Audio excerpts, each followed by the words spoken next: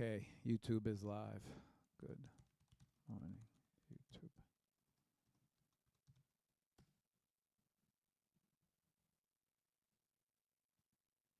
Let's get going on the gram.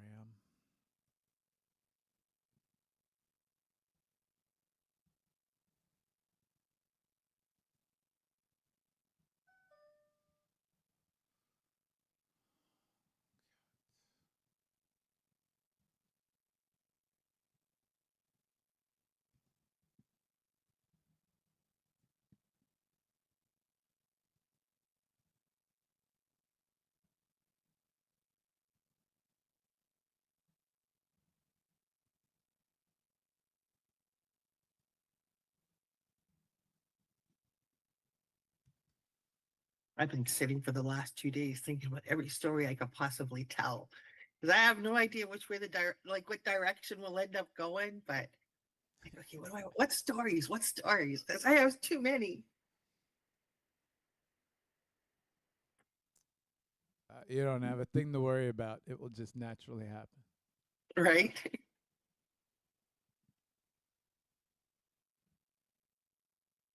Come on, IG. Come on, IG. Come on, IG. Let's go.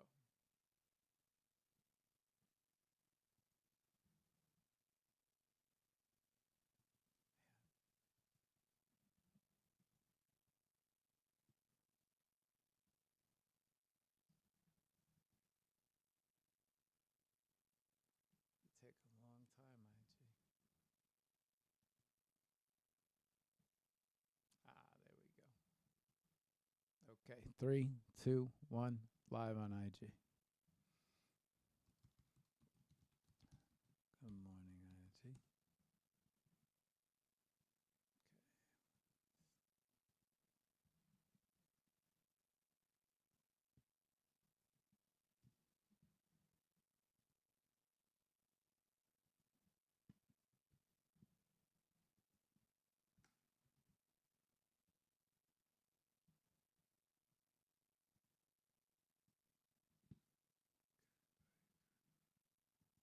Last but not least.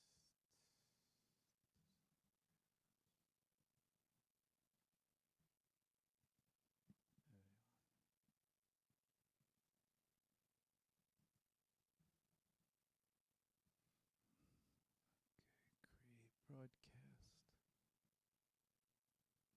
Post.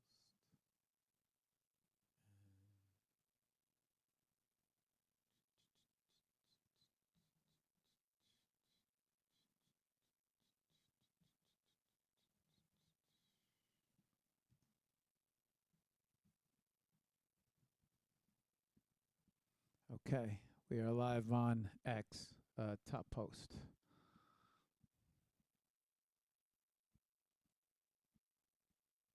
Very good. All right, I'm going to start the show. I'll see you on.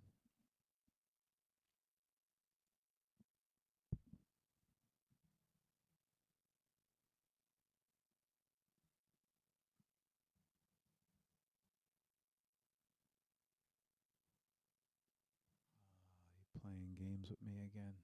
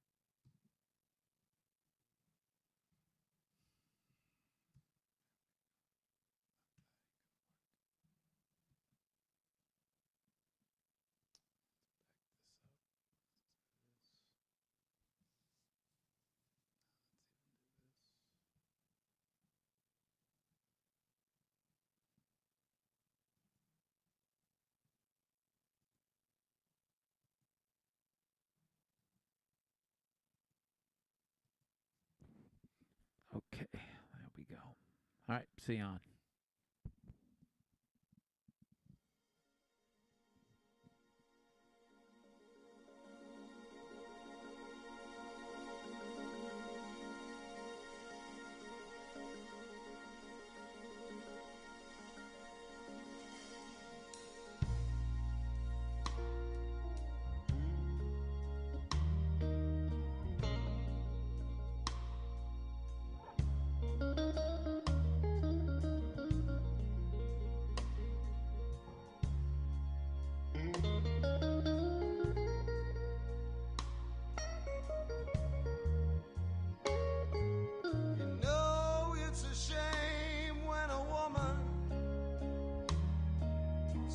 All the time alone. When I am perfectly willing to give her everything she needs. I don't care about her past. I don't care what she's been through.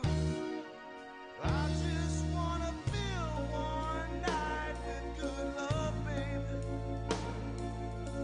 That's all I wanna do. So baby, if you got that feeling, well, I wanna give you that midnight healing. You know what I'm talking about, yeah.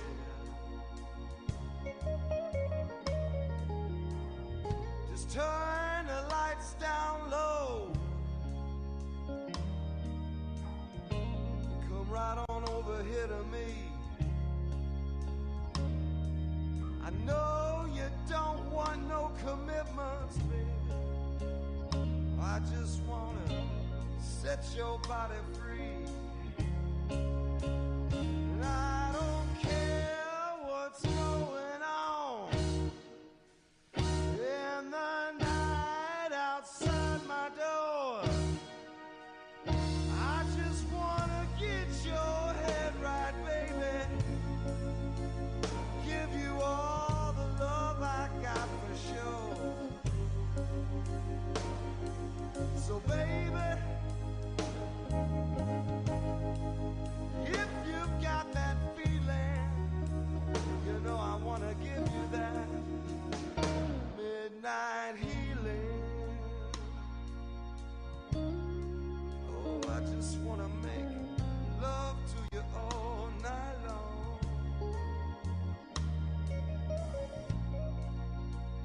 Midnight healing, baby.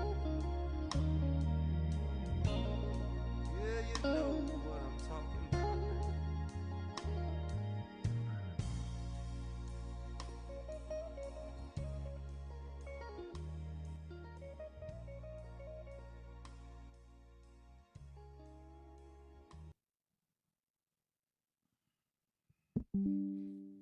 All right. Good morning, y'all. Good morning, y'all. Welcome, welcome, welcome. Good morning, IG. Good morning, X. Good morning, YouTube. Good morning, Twitch. And of course, good morning, Lana. Good morning, Facebook. All right. We got everybody tuned in. We're looking good. Henneke, Goalie. Good morning, guys. Good morning. Let's get going.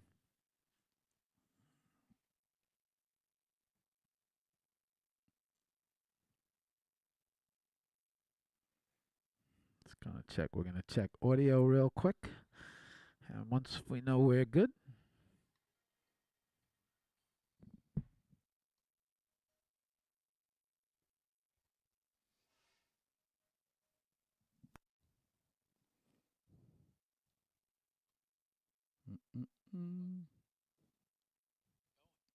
okay. Now hear me? We're good to go. Do one last check. Okay, audio's good. Audio is good. Okay. Let me just check my button. All right, we're good to go. All right. What's up, y'all? Welcome to WEBBIE Week. This is the end of WEBBIE Week. We are concluding on WEBBIE Week with Chiroa. Chiroa is the director of open calls and partnerships. And you met Chiroa back on Wednesday. She conducted actually the community show that took place on Wednesday. So where is my, oh, here it is. Okay. So you guys had a chance to meet her briefly, but it wasn't about her. And we have been planning a show for a while. This whole thing started because Chiroa had jumped into a space that we host on Tuesdays with Sketch and Kat and Shira, linked by Art Space. And we got to talking, and Sketch kind of said, hey, you know what? I think she would make a good guest for the show. So me and Chiroa got on a 3-hour call, and we got to know each other. And as things evolved and as we were planning, because I'm going to let Chiroa tell you everything that she has going on, but we were planning a community show for her, and very selfless. She put herself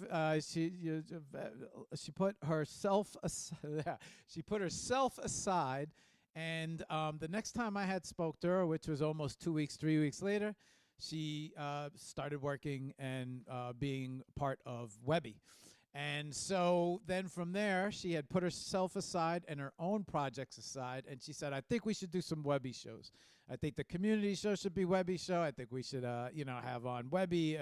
And so, and then WEBBIE Week came to be. But what a better way to end WEBBIE Week with Chiroa closing out WEBBIE Week. And so we are going to get to learn about Chiroa. We got to learn about owls on Monday night. We got to see their community and hear from the artists on Wednesday. And so what a beautiful way to end the week with Chiroa and to learn about her and give her her time to shine. So without further ado, let's bring Chiroa on. Good morning. Hang on. Not yet. Well, yeah, X is seeing you, but let's bring you up on IG. All right, Chiroa, say hello to everybody. Hi, everyone. Jumping the gun, excited, jumping in too fast. I'm good to go. Chiroa, welcome back to HOP. The last time we seen you was on Wednesday, where you kind of headed the WEBBIE community show. Excellent job. Excellent show. Ran a little bit longer than normal, but I'm okay with that. I find that it was a great show, lots of guests, lots of artists, and we got to hear not only from a great group of artists, but also hear about their experiences on WEBBIE. So, without further ado, we have you here. I would like to welcome you to HOP, and now it's your time to shine. So on that note, Chiroa, why don't you introduce yourself to everybody, give everybody a little bit about you, talk a little bit about your art. Also, you have a podcast. You have a lot going on. And, why don't you take it from here? Go ahead. Well, hi, everyone. I'm Chiroa. Where to even begin? I'm an artist. That's first and foremost. I've been an artist my entire life. I started creating art in the Web3 space about maybe 2.5 years ago at this point. It was sort of like a moment where I've been using my art for our clients and for other people. And then my husband's like, why are you not doing this for yourself? So I started creating art for myself. I started exploring AI because I started off as a traditional artist. When I was young, I started off first with like charcoal and sketching. I evolved to watercolor. Then I discovered photography, and I really loved photography. So I was into photography, specifically black and white, for a number of years. And then I started developing a bit of my own style where I was using actually my watercolors, and in the processing of my black and white images, I would stain my pictures with my watercolors. and sort of create a whole new look and paint them the way I wanted. So I had this like really surreal kind of look. So I did that for a number of years. I went off to university where I studied mass communications. And the only reason I was in that program is because, believe it or not, um, my parents had said, don't go into art. Don't go into art. There's no future in art. Don't do it. Don't do it. And I didn't. I went into mass communications because I had a secondary set of skills as a writer. I was quite accomplished already as a writer, even from my teens, published in a lot of articles and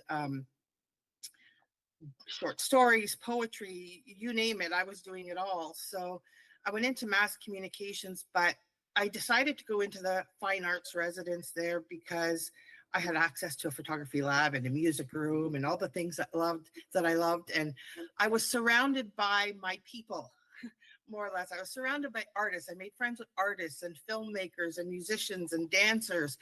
And I think when I got there, I sort of like rediscovered the full person that I was, where I sort of embraced art a lot more. And that I pursued my art for a little bit during that time, but when I finished university, I went into the corporate world and did the drudge jobs. Even actually switched into IT and computer programming, and because that was a new path at the time. So I was doing that, and then landed in an internet service provider. And around that time was the first time that we could have pictures online. That's how old I am. I'm dating myself here. So I was building some of the very first websites in Canada because such a thing didn't exist. Everything was just like pixel art kind of thing. So, or not even pixel art. I mean, it was like letters to form pictures, like a bunch of X's to form a face. So yeah, that's where I started and evolved from there. So once I started working sort of like in web design, I went on to working for like big projects for Microsoft. I was developing computer-based training, and then I went into e-commerce and I ran an e-commerce company. And then I had the burnout. And I packed everything up. I went and lived in Africa for a while, and I lived in Nigeria for a number of months. And then I came back to Canada and started my own business. I said, it's time to do something for me. And I created my own consulting company doing web development and teaching people about e-commerce and how to use the internet to maximize their reach with their businesses. So that's what I did for a number of years. Still do it. That's my day job. I do a lot of consulting and web development. But yeah, I sort of put everything aside, and it was just corporate, and not really thinking about what I want and need. And at a certain point when my kids were a little bit older and I didn't need to be so hands-on, there was a need to get back into art and to rediscover myself. And that's what happened. Part of what led me into it as well was I've had I had a major injury when I was in my 20s, damaged my back. I didn't walk for like 6 months. And that sort of like stuck with me. I've had an ongoing pain throughout my life. Went through a period where I went into chronic pain. So when I first was creating AI art, it happened to coincide with a friend of mine who's actually one of my clients as well, who was doing a 30-day challenge, but she was doing journaling. And I was like, I really don't feel like doing journaling. That doesn't feel right for me. So I decided to do art. And I created my 30-day challenge. I did 30 days of art to address what I'd been going through with chronic pain. Because when I was dealing with that, there was a lot of like negativity, depression, different things. My mental health was poor. So I want to create a showcase surrounding what I felt, what I was going through, the different experiences, the guilt that I carried. And so I created a collection called 30 Days of 30 Days of Chronic Pain. So I put that out, and that started to get a little bit of attention, and people were messaging me saying, you know, I look at these images, I see what you've written about it, and I resonate with it. Um, and that really kind of meant something to me, that I was able to reach other people. Because I mean, some of the art is really ugly. I'm not going to lie, like, but it was intended to be, because what I was trying to express was ugly. Um, and when people were connecting and saying, I recognize that, I know that feeling, or um, your art is speaking to my own personal experience, I knew I was kind of hitting on something. So I had an opportunity, um, I guess it's 2 years ago now, with Audacity. They asked me if I would be interested in doing some kind of content creation with them. And that's when art therapy with MindSoulMeditations was born, because I wanted to take what I had just gone through when I did my 30-day challenge, and the connection I was making with people, the conversations that were starting. It really was starting a conversation about mental health, right? Um, and it was really a good experience for me. Like, it was super healing. And when I created my first sort of like intro, I did this little video where I presented the gallery that I created, and I talked about myself and my experiences and who I was. I took that, and one of the first people I showed it to was my dad. And he watched it, and my dad actually started to cry. He's like, oh my God, this is so powerful. He says, you're really going to connect to people with this. And my family, my husband, my kids watched it. And there's portions of it where I'm talking about them, and who I had been while I was going through chronic pain. And it really connected with them too. And it opened up conversations within our family. And it's just a healing process began. So that was super powerful. And I want to bring that out to the world and offer it to other people. So art therapy was born. So yes, it's been quite a journey starting from that. I went into spending an entire year, big learning curve, because I'm doing everything by myself, of having to learn, you know, how to do all my video editing, how to create my music. Fortunately, my husband is a musician by trade originally. So he was a DJ in the Netherlands back in the day, house music, even released his own albums. So I had him to help me out, thank goodness. And then created a whole path to creating this show. And it was a 30-day show, which was really ambitious. It was so much work. And so as I was creating, though, I was constantly creating my own artwork. Like, it was just me that was in the show. It was just my perspective. And very quickly I realized that my perspective on this topic, let's say I was doing a topic on resilience. My perspective on resilience was limited to my interpretation of the world. And I was trying to reach people everywhere. So I felt that it was really important to bring in other artists and collaborate and get other perspectives. So I started running open calls, because I wanted to be able to present multiple different views on resilience, or joy, or fear, or trauma, whatever the topic is that we were handling in that particular session. I felt it was important that other people be able to share their perspectives and their stories through their art. And I found that very valuable. So when people watch the episodes, they're not limited to just my view of the world, you know, or my experience with that topic. They get to see the light and the dark that comes from people from all different backgrounds. So my first year was really about working with women primarily, but I found that there were a lot of men that were reaching out that had wanted to be a part of it too. And I thought, you know what, season 2 needs to be far more inclusive, I mean to say. So in season 2, I want to open it up and make it available to everyone. But then I thought, I want to take it a little bit further than just, you know, men and women.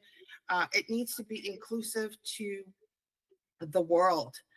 So one of the opportunities that I'm really excited about in season 2 is that I was able to reach artists that have disabilities, and I get to represent completely different views of um, artwork and perspectives, and showcase people that are in different walks of life. I've got people who are on the front lines of war zones that are part of this year's showcase of artists. And I'm super excited that I'm going to have them in and be able to share that as well.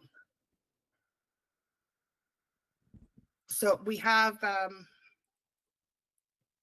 Mark, I've just lost something here on my screen. Am I still good? Yeah, you're good. Yeah. I just Yeah. wanted to make a check in because I was like, oh, shoot. Yeah, no, I'm watching all the links where everything. Oh, you know what? I forgot to switch the camera so you can't see me. Hang on. I can. My fault about that. I left the webcam on. All right, there we go. There we go. There we go. Okay, that's better. Sorry about that. That's okay. So, yeah, so I'm really excited this year. I have an artist from Canada with Down syndrome. And I'm really excited to be able to show him off. His art is completely different than what we're used to seeing from artists. But I think it's important to be able to share that anybody can be an artist, right? I want people that are coming from different walks of life, different skill sets, different art types, and really be representing different ideas and include everyone.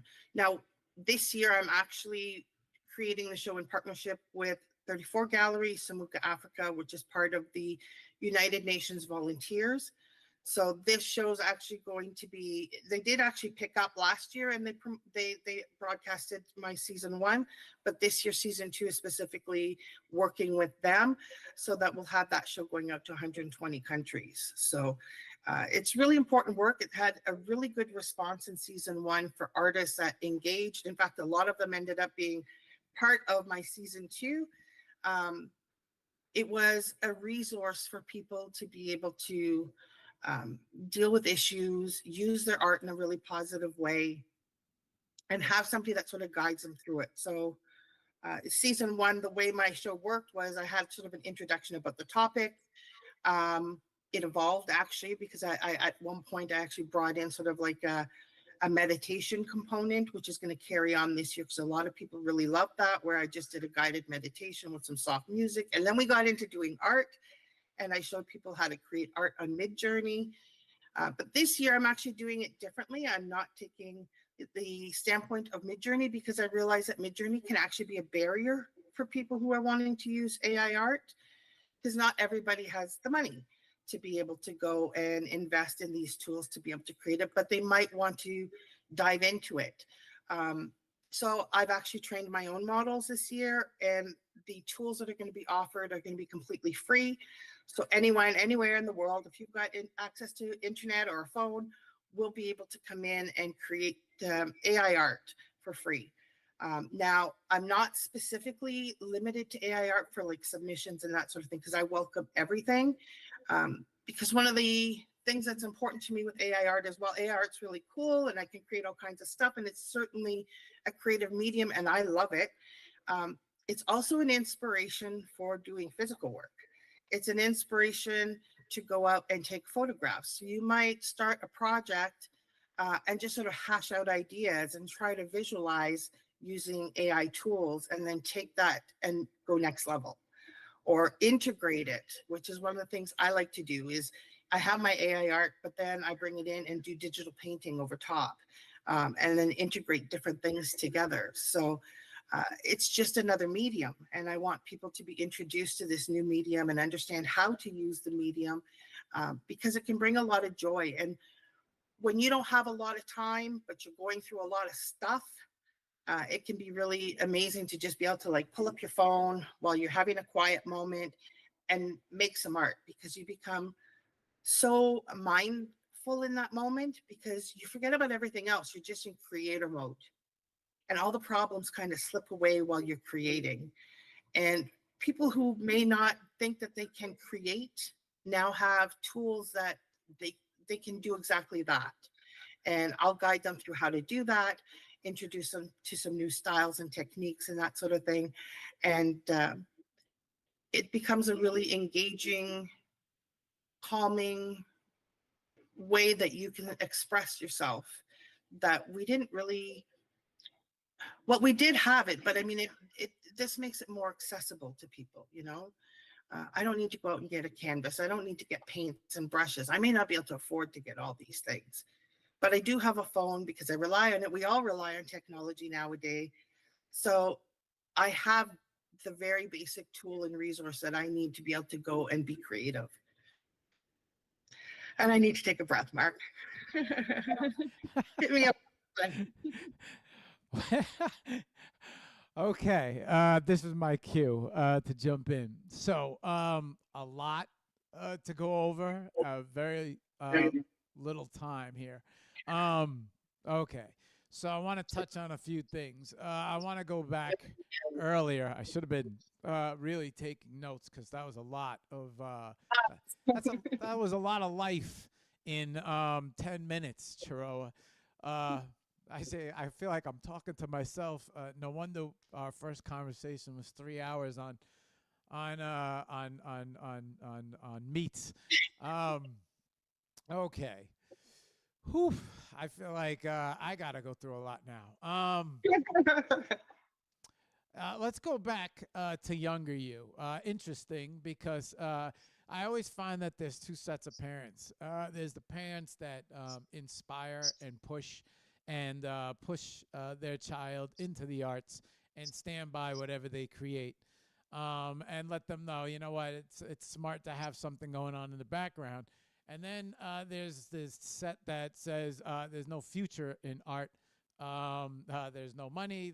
There'll be nothing there. And way back then, no such thing as social media, no such thing as being able to get on IG or TikTok or bring in web revenue, merchandising, stores, any of this. Back then it was just, you better go bang on doors if you're going to be successful. Maybe you had one gallery in your hometown. Maybe you had no galleries. Maybe there was no art presence. So that you'd have to move to a big city, and then everything would have to depend on your success as soon as possible. Your childhood growing up, I was going to ask you, was there any, your parents, it don't sound like it, but no, was there any art around you? I mean, it sounds like you wanted to do art. You were very influenced by art. So I'm curious where that influence of art came from. But was your family into art at all? Were your parents into art at all? Or was it just like, this ain't going to work out? Where'd the influence come from back when you were younger? It with me, but I mean, my mom was crafty. She liked to do a lot of crafts. Later in life, she actually created jewelry, and she had a whole line of jewelry that she made. My grandfather was, I would call him a sculptor. He used to sculpt with a lot of wood. He used to do a lot of wood crafts. And he would offer a lot of inspiration because he would just see something, go, oh, that's cool, go create it.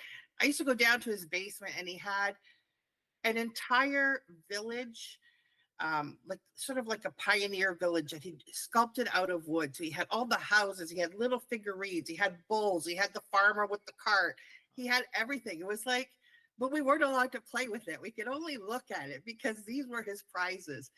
And I just thought, like, this is so cool because he was making all this with his hands. Like I said, my mom was more like crafty, but it was just, I'm not sure how. Okay, I'm going to back up a bit because I think it's always been there. I don't know if it was you or Shells. One of you said to me this past week, you were probably an artist in a past life. And I think that there's some truth to that because my very first artwork, which my mother actually framed. So when I was little, she was amazed by this because my mom, she had a background in early childhood development, psychology, that sort of thing. My first artwork that I made was at 10 months old. Most 10 months olds can't hold a pencil, understand what the heck they're supposed to do with a crayon. I was drawing fully fleshed out stick figures with fingers and hair, and they had eyes and a mouth and the whole thing, which is something that to her, like, this is a milestone for maybe a 3-year-old, not a 10-month-old. So she was pretty amazed by that. That was framed in my house as a child, and that was up on the wall. And actually, this past weekend, we went to my dad's and we found it. It still exists. So there was something there from The very first Chihuahua is still out there. It still exists. I'll send you a picture later. Are we making an NFT? Are we getting the original Oh my God. up? Like, I think that's going to be worth a lot of money, Chihuahua. Well, I still have it. So yes, I was like really, really young when I first started drawing. And I think that just carried through. I was a crafty kid. I was creative. We would go camping and I would find a pocket of clay in the ground and I'd go dig it up and start sculpting. Like I was that kid. I was always getting my hands into whatever I could and playing around with whatever medium was available to me if I had to create it myself. And I did do a little bit of sculpting and pottery, but I think drawing, painting, and photography, and unfortunately I'm not so much doing photography now, but I used to have like really good camera. Like I used to save up all my babysitting money so I could buy new lenses and new filters and get a new flash and film and get it all processed until I learned how to process my own. Then it was like, oh my God, I could process my own film. So I was a little bit geeky when it came to the photography. I was running around everywhere taking pictures. I think I submitted to my first open call with photography when I was about 14, and I actually won for the piece that I did, a black and white photograph of like some really old mining equipment and I submitted that and won, and it went up in a gallery. I was like a gallery / museum, but it went up. So that was kind of cool. So yeah, I was in it from the time I was little. Okay, so there was a lot of art going on. It did sound like, well, your grandfather sounds like he was quite the inspiration to you. It also sounds like your mother was pretty supportive about everything. So the transition from you to communications, that I found very interesting because knowing you today, and interesting being the director of open calls, partnerships, and really being in the mix. Owls speaks extremely high of you. He says you are always kicking his ass into place and getting him moving, which it's funny, we were laughing because he wanted to talk about the show on Wednesday night, and I passed out. I was so exhausted, I passed out after that show. And my 20-minute nap ended up being a 5-hour sleep. So I woke back up. I knew he was going to call. I missed his call. So I said, I know you're a night owl. If you're up, I'm here. So we started talking, and it came out. He's like, oh, so you don't know the other side of Chihuahua. I said, no, I haven't met that one yet. And he's like, oh, you only know the sweet side. And so he spoke very, very highly of you. He said that you when you need something, we need it. You got to get moving on it. Let's go. Chop, chop, chop, chop, chop. I know somebody like that as well. And so you really put your foot on his neck to get things moving, which is interesting because listening to your past with the communications and the corporate world, it sounds like that is now infiltrating into the art world, especially when it comes to, working with WEBBIE, working with getting all the artists in place for the show. And not only that, but, focusing on your own stuff, especially your podcast, MindSoulMeditations. And then also in the background, you have clients and you consult, and you have a consulting little identity for yourself as your own personal thing, during the day. So the whole college era to corporate era, I want to talk about that a little bit. What were your responsibilities? Who'd you work for? And what were you? I know you touched on it briefly, but you touched on a lot of stuff. But I want to focus on certain things that you said, because I feel like that's, now that I'm hearing everything. It's always interesting hearing the guests, because a lot of the guests I've only met now and know from their art, where opposed to there's a whole entire background behind the guest. And when you get to know the guest more, the way they grew up, everything that they experienced, the jobs that they have, all of a sudden the artwork starts to make, it's like, oh shit, like this makes complete sense now. So yeah, we'll call it the communication era, right, and the corporate era. What can I get a little bit more about that? Like, what were your responsibilities? And yeah, I'm interested in that. Well, when I left university, it was a lot of drudge jobs at first, like it was just, finding your place in the world and trying to move up the corporate scales. I worked in insurance for like a long time, and I absolutely hated it, despised it. But it was the jobs I could get. I'm bilingual, so it was great that you could have somebody who could speak 2 languages, but I hated it. Then at a certain point, I got a job. This is really, again, dating myself, writing white papers and doing research for Y2K. So this is like late 90s. So yeah, that's when the world was gonna burn, when right. all the clocks were gonna stop. Yeah. So what's interesting though is that job was, I would say, a pivotal point for me, because I'm going to tell a funny story and I'm going to use some bad language, but whatever. I'm sure you're good with it. So when I was in that job, I was still a very shy person. I was not the person I am right now when I first started it. I used to have to call and talk to people who were like CEOs or owners of these huge corporations. Like I was talking to people at Boeing. I was talking to people Colgate. I was talking whatever, because it had to be people that were on major infrastructure, right? Because we're talking Y2K. And I used to be nervous calling people because I thought, I'm talking to this really big, important person that makes a whole lot of money, and I'm just little me.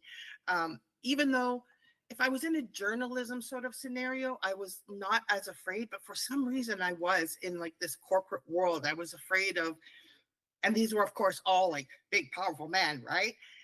I was afraid until one day I had to call this guy, and the name was Richard and the last name was spelled Kuntz. So I'm like, oh my God, I don't know if I'm going to pronounce this wrong, and I'm going to say the wrong thing. And so I'm calling it. I'm like, how do I say this? I'm calling him and he answers the phone, Dick Kuntz. And I lost my shit. I had to hang up and call him back. And I sat there, I laughed, I cried. I'm like, holy fuck. But in that moment, I had this realization that this guy probably got picked on his whole life. He got teased about that name and he embraced it. He owned it. And that made me realize he's just another guy like me. He's just no different than me. And that he had embraced it and made it funny. I called him right back. And I was like, from that moment on, I never had a fear of speaking to anybody, because it's just like this light bulb moment that this is just another person. This is just a human being. There's nothing to be afraid of. So that was a pivotal moment for me, because after that, I could talk to anybody. What also happened though in that job, I mentioned earlier that I had like a back injury, and that happened in that job, where we used to do pranks on each other all the time at work. One day somebody had replaced my chair with a broken chair. So the seat was just sitting on the base, balanced, but it was not connected. And I ran for a call. And when I ran for it, I launched myself into my chair. There's no armrest on that chair. And I went flying in the middle of my lower back, went into the corner of my desk. Well, I got up, I was sore. We went out for lunch. I blasted whoever did it. But by the time I came back to work after lunch, I was leaning up against the wall and I'm like, I don't think I can walk anymore. I need to go home. You guys need to tell the boss, like, I can't come up. I need to go home. And I called a cab. I cried the whole way home. when I got home, I lay down and I didn't get up for 3 months. I could not walk. So that was huge for me because that was probably the lowest point in my life, because I went from vibrant and successful to nothing. I had no income because I couldn't go to work anymore. I couldn't even get myself to a doctor's appointment. I was living off my credit card. I ended up going bankrupt at the end of that cycle.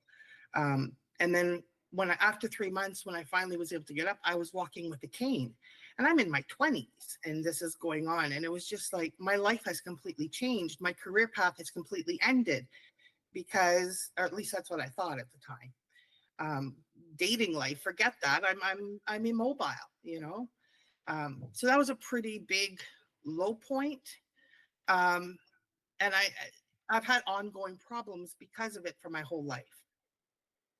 But eventually I did pull myself up by the bootstraps and, you know, make myself move a little bit every day until I could go a little bit further and take a few more steps. And I was fortunate to find a job working for Texas Instruments, where all they needed was someone to come in and do some shipping a few days a week. And they liked me. So I came in and did shipping a few days a week. And then as I was moving and doing this job, I got better and better. Then they wanted to keep me on, but I was ready to sort of take on the world again. So I started looking for work, and that's how I ended up into internet company. And I took a job like as the head of their technical support department. So I took big leaps in my career, like massive leaps. Like I understood early on how to play the game in like corporate world, how to get ahead. And I took a lot of big leaps in my career. So I went from that. And then from there, I went on to do, like I mentioned, the building courses for Microsoft, which I didn't love. But I liked the people that I was working with. So I went on to do other things, you know, until I by the time I was at the end, I was a director of an e-commerce company, making over 6 figures, doing really well for myself. You know, I was managing huge teams of developers and people that were taking care of the databases, and my graphics team. And it was a big enterprise. It was a lot of work, and some big clients on the back end that were paying for our systems. So yeah, I've had a full spectrum of the corporate scale, but then I hit burnout. You know, it was good money and everything, but there's a lot of pressure, right, at those levels. And I just said, nope, I'm done, and took a sabbatical and went to Africa. Certainly big names, not small names at all. Texas Instruments, Microsoft, especially in the corporate world. You really have to be, I think, an asset to stick, because those companies were built to grow.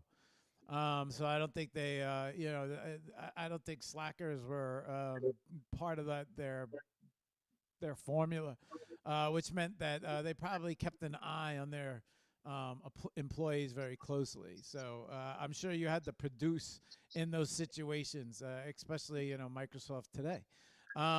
Texas Instruments, it's engineering school for me. They always created, so we all had to have the scientific Texas Instruments calculator, the blue one with the cover on it. I'm not sure if maybe you might be familiar, but that was the calculator of choice back in engineering.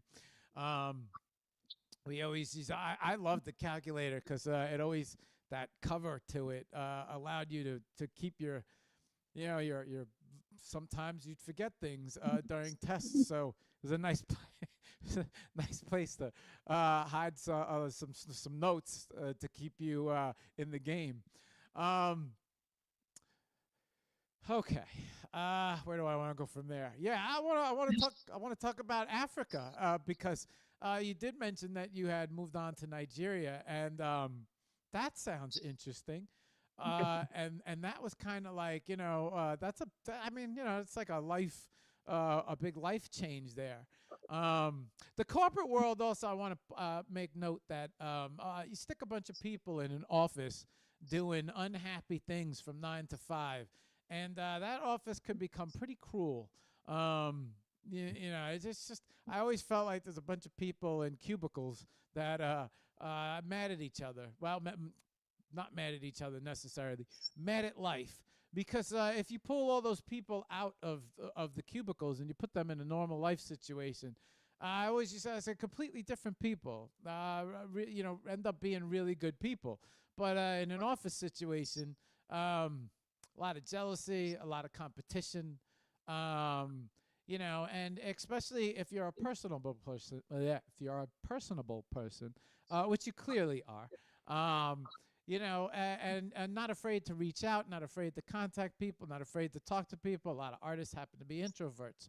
I never got that impression with you, because you can't. You know, I felt like as soon as I sent the message, it was like let's get on meets and talk. Let's meet. And I'm like, oh, this is different. You know, I don't have to pull teeth here. You know, it's funny how you and Owls found each other. Because Owls was the same way. He was like, yeah, I don't do that texting shit. I just call. And I'm like, I love it. You know, I love it. You know, where today's world, everything starts off with the text and then it's got to grow into a phone call. It's like, hey, how do you feel about talking? It's, you know, next thing you know, there's all these complications. Like people are afraid to do the face-to-face thing or talk anymore. Nigeria seems like an entire life switch. So why don't you talk to me a little bit about that?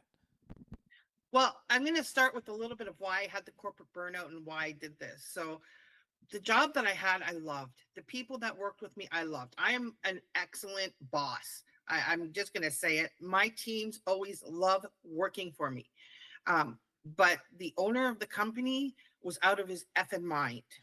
And he was making stupid decisions. He started hiring in people because they were his buddies who were making even more stupid decisions. And he was costing the company. We used to do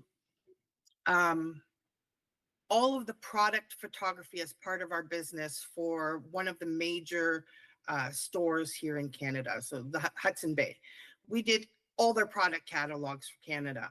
And that's like a lot of models, a lot of product coming in. We had a huge warehouse. We were doing shooting all the time. And he just threw some stupid crap out, starting to change people's. These are our clients for 10 years. And you're like going to go change the contracts without discussing it with them because what? So they dropped. Then we had an offer to buy a portion of the business for like multiple millions of dollars. And it's like, yeah, let's sell. Like we weren't even having to sacrifice anything we were doing. We were just selling something we built. And I think it should get more. But okay, it's great. But this is multiple millions of dollars. It's not costing you anything. You get to keep developing your product and still making money. And he didn't take the sale. And I'm like, oh my God. Then it was yelling at employees, including myself, because we had lives. I went away for a weekend and he couldn't call me when he wanted to. And so my priorities weren't right. And it's like, I'm done with this. Like, you know, I enjoyed the people I worked with. We all did a mass exodus. Like, honestly, that happened often. If I left a place, 50% of my team left. 50% of my team went where I went. I carried people from place to place to place every time I moved because I know I'm a good boss. People like working with me. But this was just like next level stupidity and verbal abuse to staff. And I'm like, I can't condone this. And he burnt me out. So yeah, I was dating a guy at the time who was Nigerian. So we were supposed to go and do this trip together. I had bought all my tickets and everything. And then of course, how it usually goes, we broke up, but I'd already paid for my flights. I already had everything booked. So I'm like, screw it, I'm going. So I connected with some people in the country just so that I wasn't there alone. Because I know it's not the safest country to travel to, especially as a single white female by myself. So I made some connections, made some friends, and I went. And when I got there, it was completely entering a different world, a different pace of life. Everything was not like what I was used to, everything. And that was completely refreshing. And it was nice to sort of like see the world from a different perspective and experience life in another country, and realize how sheltered I was being just, this girl from Northern Ontario, a little middle of nowhere. Then I went to the big city in Canada, but I'd never been anywhere. This was my first, like, I'm going somewhere. And it turned my perspective of the world upside down, and I loved it. Uh, so I ended up falling in love there. I did marry somebody. It didn't really work out. So I have 2 kids from a marriage from somebody from there.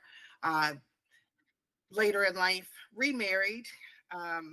But it was, I would never say that it was anything negative about the experience. My first collection that I made, even before I did my 30 days, was a collection about my experiences there. So I had documented, I was a storyteller. I've always been a storyteller. When I was there, I took pictures, and you talked about MySpace. I had a MySpace. My MySpace was, yeah, my MySpace was where I used to write up everything that happened to me when I was living in Africa. They had a great blog system. Yep. I had all my pictures. I would write about my experiences of the day, what was new, what I'd never experienced before. Things have blew my mind. Like, I'm from Northern Ontario where it's cold. We don't have lizards. So going there and suddenly there's lizards running in and out of the house. It was like, holy shit, what the hell is this thing running up my wall? So it was like a whole new experience. And I was writing stories. And I had the presence of mind at some point in the past to download and copy everything. So I kept all that stuff. So I have all those stories. I have all those letters, all those pictures, and I kept the backup of it. So I took that and I wanted to sort of take that and put it into art. So I started building art around the stories that I'd written back in the day. Hang on, I'm putting my hand up. It just, my friends used to make such fun of me on MySpace. And it's such a kid site. Like, what are you doing on there?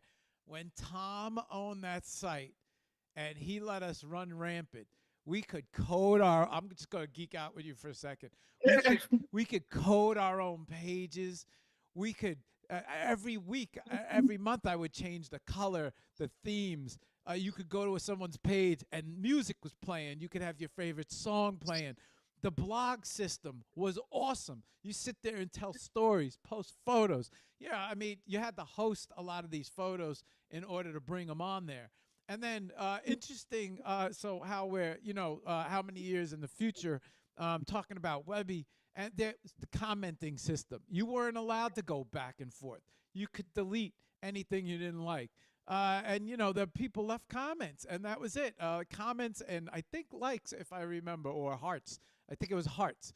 But when Tom gave you carte blanche to set up and create your page, if you wanted GIFs, JPEGs, songs, I mean, it was an experience when you can't, it was an art to creating your page. And yeah, I had a lot. That time period, and no other social media since has given me that. I had so much fun on that site. And then on top of it, he never choked the algorithm. He never choked the flow. Whatever you posted, whatever you put up. And so kudos wherever you are. I think Tom went off to be wanted to do photography in life. But I wanted to say, a big shout out to Tom wherever you are. Because, yeah, that was the best, like, 3, 4, those 3 years of my life was the best 3. Oh, man, I had so much fun on that social media. It was just a blast. Okay, I'll let you pick it up. Go ahead. But I had to say that because I say MySpace, and everybody's just like, but you could really hear who was on that site when they start talking about the blogs, the posting, the way you customize your own page. You know who was there and who was pushing it and who recognized the power of that site, because there was so many people on that site at that point in time.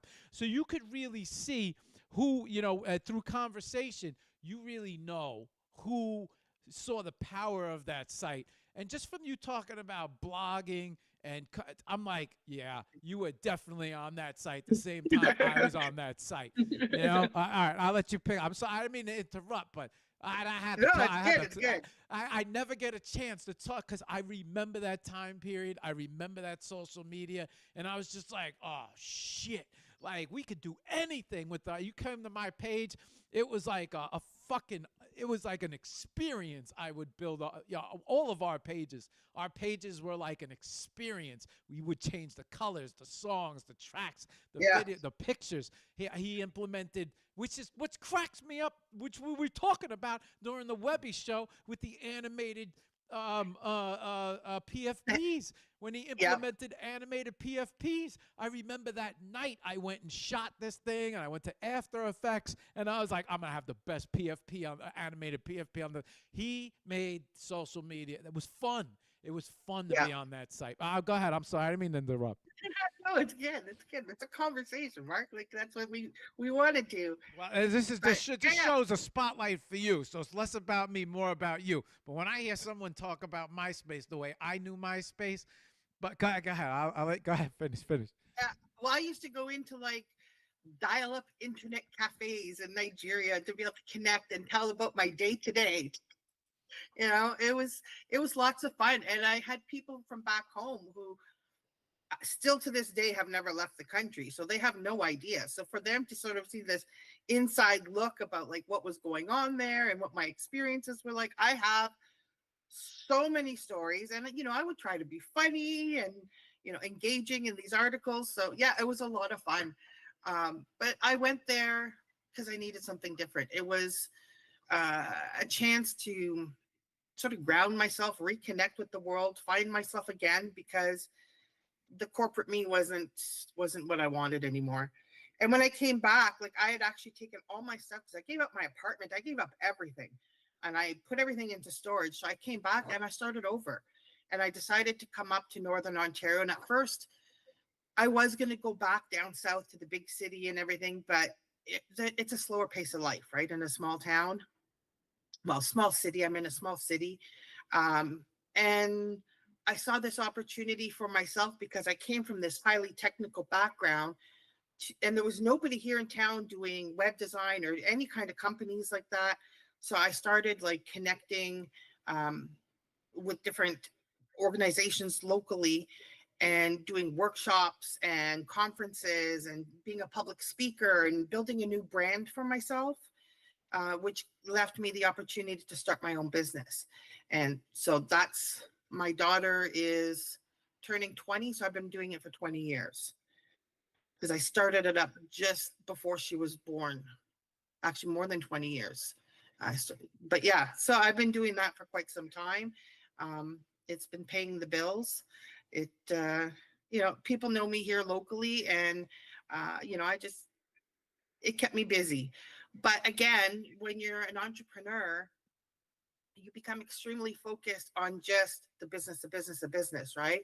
And doing your marketing, getting your stuff together, doing your client work, that again, I put myself back, right? And I wasn't doing anything for me.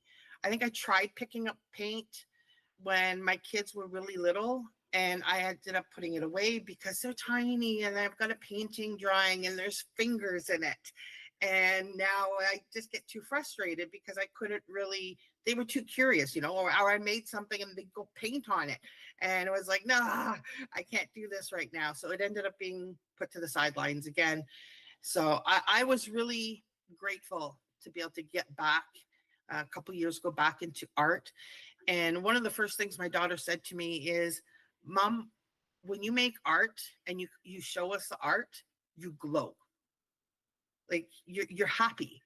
And there's been a huge shift for me. I'm a much happier person, more positive. I was able to find what was the source of my chronic pain, so I'm out of that now, and I can be more active and more engaged, and I'm not who I was. So as I came out of it, I dealt with the depression with art, and then I found myself again.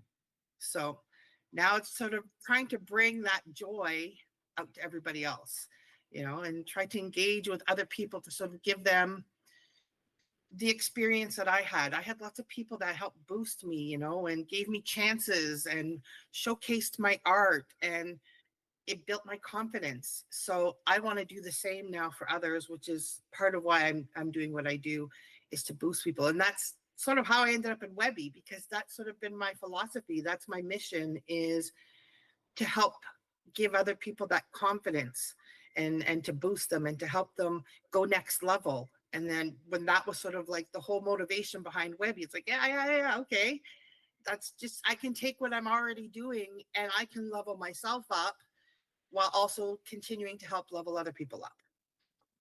So Well, I'll tell you this: we're making perfect time. We've already an hour already, which I know how fast time goes talking to you, because neither of us, when we get on the meetings, neither of us have a lack of words ever. So yeah, so for kind of fighting for the mic with each other. Um, but okay. So let's take it into now. You decided and it's interesting why I resonate with you so much, because I've always felt that every resource I've had, every talent I've had, I dedicated to making a lot of people look good. I dedicated a lot of time in my life to making a lot of people look good. I don't know if they picked up the ball and ran with it.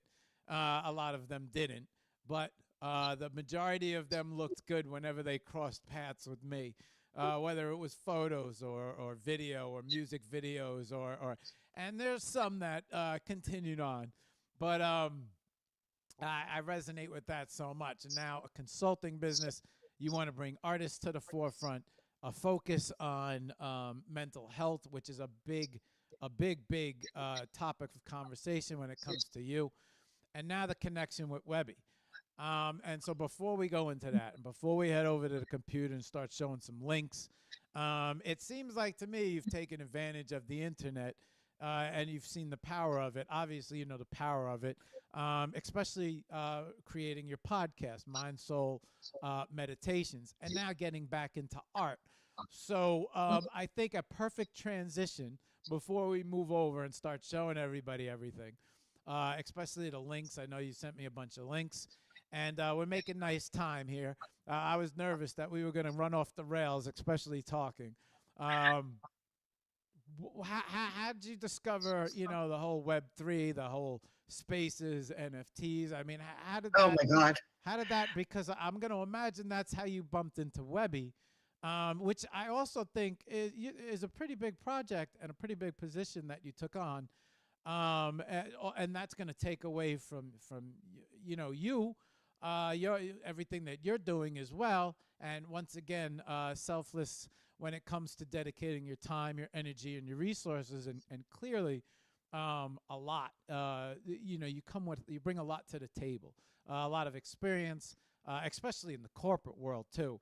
Which that's the first time I was talking to Owls. I was just like, holy shit, this guy is full blown. Like you could hear the business in him, Yeah. Holy shit. I mean, when I was in the groups with you, I forgot what you guys. I forgot what he was writing. He was like, "Yeah, send me your kit," and I'm like, "I have no idea what you're talking about, bro. Like, I'm not ignoring you. I have no idea what just send me your logo. Send me." I was like, "Holy shit! Like, I'm gonna have to ask what this is for, because I don't know what he's asking for." Corporate world, a lot of different, there's a language you guys have. You even heard it with Shills, as she was hauling off during the community show. So I was like, yeah, it's funny how all you corporate guys found each other in Web3 and now are creating this new social media platform, WEBBIE, a completely new way to web. But I don't feel that we're really corporate anymore, like, because we all come from this artistic background. Right. So right. I think we're sort of like that perfect blend where, yes, we understand the business side because you have to, but our hearts are with art and understanding what artists want. And I have needs as an artist, and I want to see those fulfilled through WEBBIE. Taro, one of the biggest things when it comes to artists is they're never worried about getting paid. They're never thinking about getting paid. They're never thinking about the business aspect of it, which is why I find this group so fascinating, because there's so much business savvy and technical savvy going on in the background, but yet at the end of it, it's like, oh, I'm an artist. You know, I created this little collection of owls. Oh, I'm an artist. I got art. I got podcasts. And I'm like, huh, you know, here's artists who are actually focusing on the business end of it and becoming successful to boot. You know, like, but go ahead. I didn't mean to interrupt, but I thought that's No, such no, no, it's good. an It's good. important point to point out, because it's just not art. Oh shit, we're broke. You know, it's no, it's I gotta pay the bills. Where am I gonna get the money? You know, you don't hear any of that with you guys. With you guys are very focused on the business perspective of it, which you don't normally come across when it comes to the art world. But yeah, go ahead, pick it up. I didn't mean to interrupt, but I thought that was something important to take note of. Well, it's true because we aren't, even I struggle with this. I have like so much art and I want to mint. I have a collection I'm in the process of minting right now, and it's just taking me forever to get to finish the whole collection. But I need to do that if I want to get paid, right? If I want to sell some art. I spend more time just making art than remembering to put it up for sale. But that's one of the nice things for WEBBIE, is that if I do get it, like before it was like, okay, well, I've got a piece over here and I've got a piece over there and I've got something else over here. And I don't have necessarily a good following in any of those places. So I don't feel like I'm being seen.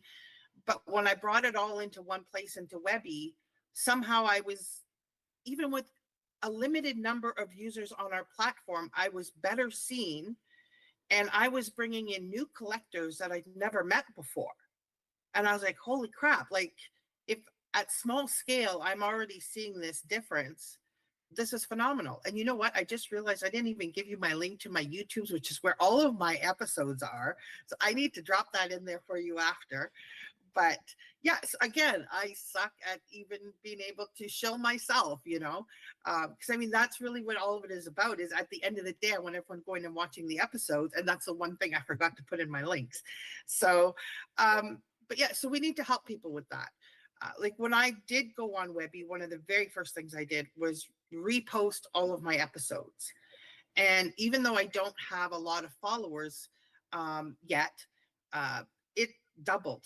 Part of why there's not a lot of followers though is because first season was aired through a network, the Audacity, and then that got picked up and that got aired through 34 Gallery, so they had it on their platform. So my stuff's been all over the place, and it wasn't just specifically, oh, everybody's coming to my channel. So now when I started really getting people coming to my channel through WEBBIE and just saying, hey, this is where I am, come and look, come and watch, views went up tremendously, followers doubled. And I was like, okay, all right. You know, there's hardly anybody here, but it's already happening. And that's, for me, was my case study. Even before I was on board with WEBBIE, I was seeing this is happening, you know, like this is working. So it was a good investment for me to become part of the project and to help onboard others so they could have success as well, because I see it only growing and getting better. And if it can work for someone like me, then it can work for anyone, right? So it's just getting in, using the tools. And I wasn't even on a paid account at first, and I was already seeing success. So it's, anybody can come in and use it and help brand themselves better. I was watching a bee so for flying in the light, and the light's hot. It's a hot light. I said, this thing's gonna come right out of the light and hit me in the head. And, you know, so I said the way he you know, you're gonna cook in there. So I better get out fast. I said he's gonna come out like a lunatic and hit me. He's gonna bang me right in my head. Okay, but back to NFT. How'd you find the whole NFT? Yes. Yeah, So, but I was also gonna say, is owls possibly the next Tom? But go ahead. yeah. So that's actually a funny story, because when NFTs first came out, I refused to be a part of it because all I saw was like pixel art PFPs. And I'm like, that's so not my style. I don't get it. I just don't get it. So I was like, it sounds interesting. Look at all these people making money. I don't get it. And then when my daughter graduated, I don't know if you know Crown and Palette. She's Yes. yes. She's been on the show. Yes. Well, Crown and Palette was a guest speaker at my daughter's graduation. Her father was my kid's teacher. So she's doing this speech at the end. She's talking about NFTs and her successes and Web3 and everything else. So Andrea is what introduced. Andrea and I were friends, so we know each other real life. So when that ended, I was like, damn, her story was pretty compelling. So I reached out to her and I'm like, okay, you got to tell me more about it. So then she's like, okay, let me see your art. Okay, you're going to go on Join. We're going to do this. These are the markets that you want to go and mint on. And she was like, oh, you so need to be on here. Let's go. And yeah, so a lot of my journey, that's where it started, was Crown and Palette. She onboarded me completely. And her story was just like, I hadn't realized that it was for regular artists. I thought it was just these little things, right? So when I realized that you could do like actual art, that was a game changer for me. So I was like, okay, I can get into this. So, and I've had, because of her, like some tremendous success. Like when she was working with Coinbase, and she did, her and Maheen did a Canadian-based launch on Coinbase, where it was like, it was at one of the, what is it? I think it's Blockchain Futures. That's in Toronto too. That one, they had like a big show. So she's like, okay, you got to come and mint a piece. I'm like, all right. What am I going to do? She says, it's got to be blue. I'm like, all right, okay. So I'll come up with something blue. It freaking went viral, my little piece. It was just like this little dude walking, and I called it Walking on Sunshine. And when you watch it, you can almost hear the song Walking on Sunshine going in the back of your head. And he's just like happily walking in a loop. It went viral, and I made some good coin from that. So I was like, holy crap. And that just sort of like spiraled into a whole lot of opportunities at that point. And like, I was actually, until last January, seriously making a living from art. It was amazing. And I have her entirely to thank for it, and she knows it. And I always give her that shout out. What a small world, especially Crown and She was one of, I think when I first moved I think when I first brought HOP over to X, and I said, yeah, there's so many artists here, and there's so many spaces, and you know what? Let's see if it finds a home here, and I could get some of these artists. So she was one of the first artists. She was one of the first artists in the first 3 months of the show. I remember that summer because I was struggling trying to get people on the show. I never heard of you, don't know you, not really familiar with you in the space. And even though I had been in the space since 2020, never launched a project, never posted art, just kind of feeling my way around. And she was one of the first people, her and Glass Crown. Those guys were one of the first few. Anna, there was a group of Josh was on. Came on. There was a few people that I'll come on, and I'm all right. Let's see. Let's check out. So she was one of the first. Well, it's a small world. Anyway, let me check the time.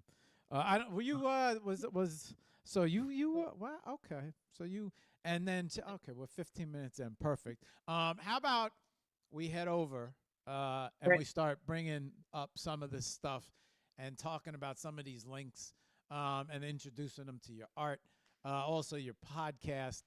We are definitely at that time because we're about an hour and 15 in.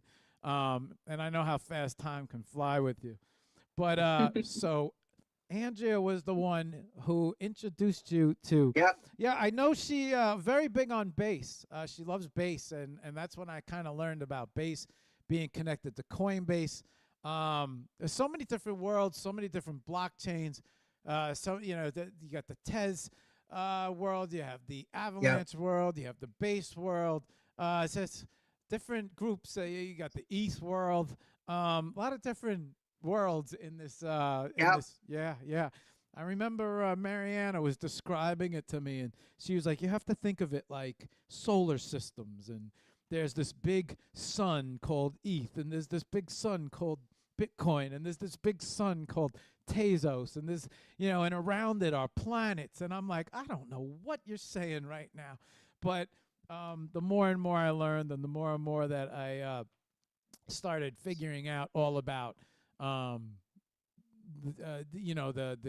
guess I'm going to say the NFT, the digital art universe, the more and more it made sense about these little solar systems and planets. And it's very interesting how each one has its, Avalanche, they have their own little community, and Polygon has its own little community. And there's a very interesting how, people take to what. And I know Andrea fell into the whole bass, and she was very big on bass. It's interesting to see who goes from who, and so forth and so on. What's up, Kat?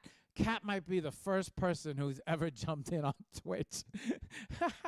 She said she feels you. She has similar back issues, and you are such a strong and incredible woman. Nice to see you, Kat. You are the first person to ever have a conversation on Twitch with. There might have been one other. I see you, Kat. Thank you for tuning in.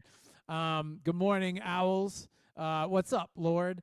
Goalie, what's up, guys? Ryan, good to see all you guys. All right. Okay.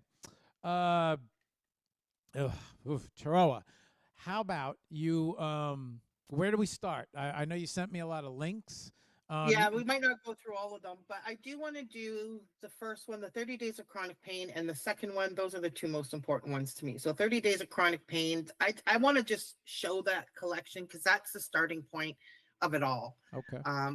Let people see. There's some of the pieces in that actually have been showcased like around the world. One of them was actually last year in the Oculus at Canvas 3.0 with MetaBetties.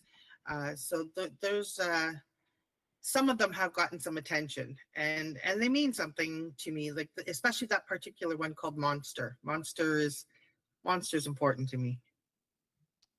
Okay. I'll let you pull that up. Let me know when it's up because I don't have them. I am just rigging up the screens here. I want to get everything set. Make sure I get everybody on IG capable to see.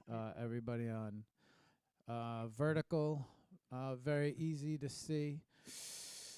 Okay, good to see you, Kat.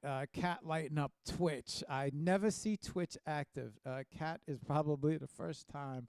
I was so surprised. I thought someone was spamming Twitch, and I'm sitting here and I'm like, we'll see you later, Lord. Thank you for stopping in and supporting. Appreciate you very much. What up, Manic? I see you out there. Okay, let me start bringing up some of these links. And I always forget to say hello to everybody on IG, which I'm going to make my way over there too. All right, where would you like me to start? Yeah, so let's start with the 30 Days of Chronic Pain. Okay. And you can just run through it, and maybe I can talk a little bit about it. Kind of have a little bit, but I can share a little bit of the story. Look at this. I don't know if hopefully Owls is active right now. I don't know if he's paying attention, but let me tell you something. It's all of a sudden my Chrome started working. I was having massive problems getting into WEBBIE through Chrome. Something was giving me conflict. So I don't know if he was tinkering around in the background, but all of a sudden I'm back in Chrome. I'm back into my WEBBIE with Chrome.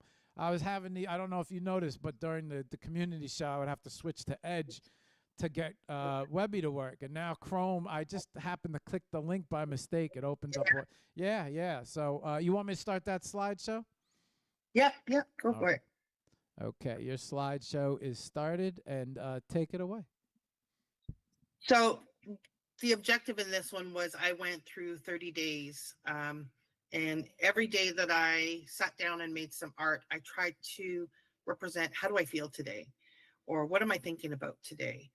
And a lot of them, like migraine just went by. Migraine was like, that's what I was feeling that day. I had a migraine. So I just wanted to depict all of these things that I was going through. And it started very, like, at the beginning, it was just a chronic pain, migraine, whatever. But then I really started diving a lot deeper into what I was feeling, some of these thoughts, some of these emotions, um, and getting into some of the guilt. There's a couple of pieces in there. One of them, Monster, is obviously the Yeah, big one I for me. love I love these. I love these.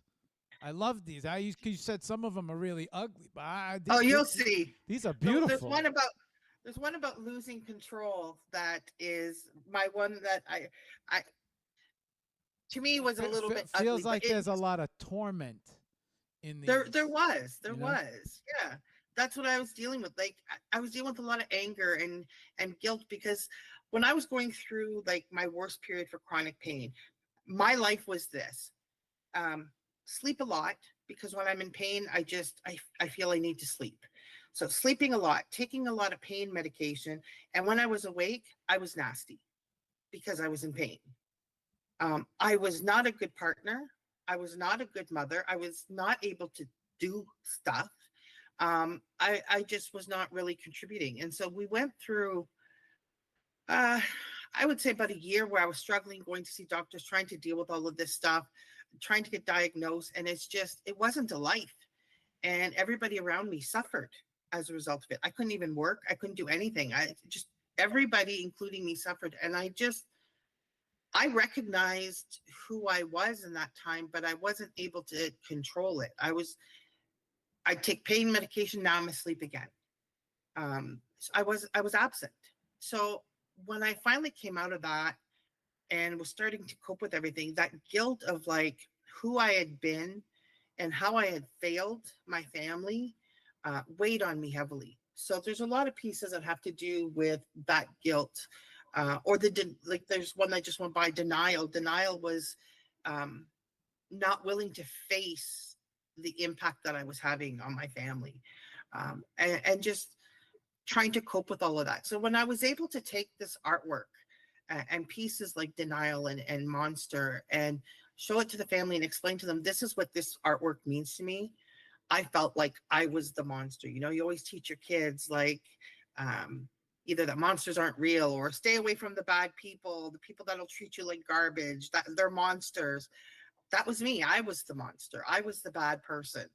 And that is heartbreaking, absolutely heartbreaking. And it was deeply emotional. And being able to say that out loud to them allowed them to have a conversation and acknowledge it back to me, because they were children. So as children, they're not going to tell me that, right? They're not going to acknowledge that, yeah, that year was hell, mom. They, they don't really, as a parent and a child, that permission structure is not normally there unless you give it. And when I shared the art with them and talked to them openly about it, I gave them that permission structure. So it allowed them to actually talk to me about it and say, yeah, you sucked, mom. Like, you really sucked. And this is how you made me feel. And we could have open conversation and try to get past those things and heal through those things.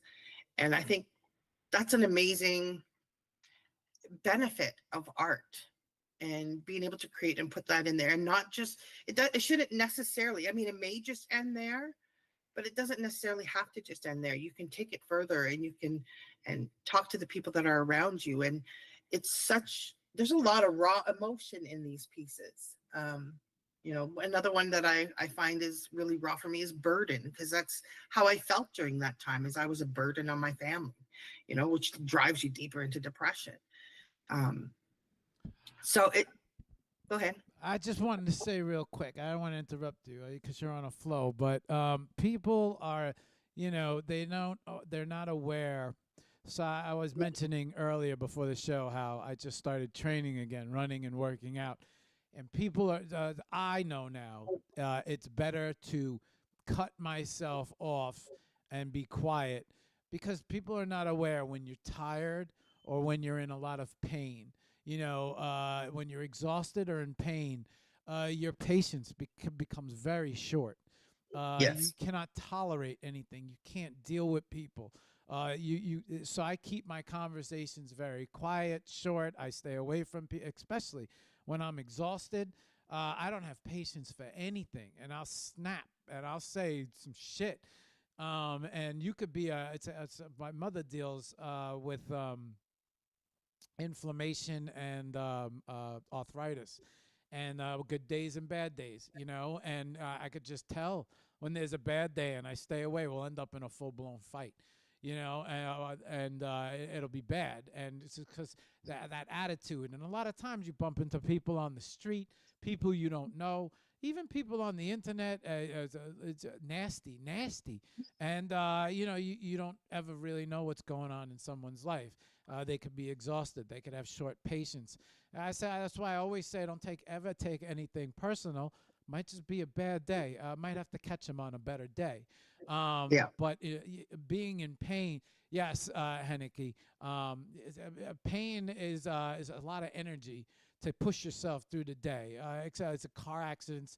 People have you know, back issues. People who work out, they pull it. You know, you're dealing with such pain in the background, and yet you're still trying to move through your day. It affects your attitude, the way you look at things, the way everything. So you know, I just wanted to throw that in there because I know how I get. Especially yesterday, I was struggling, and I was like, you know what? I'm just gonna not talk to anybody. It's better if I just stay. I'm just not in a good frame of mind.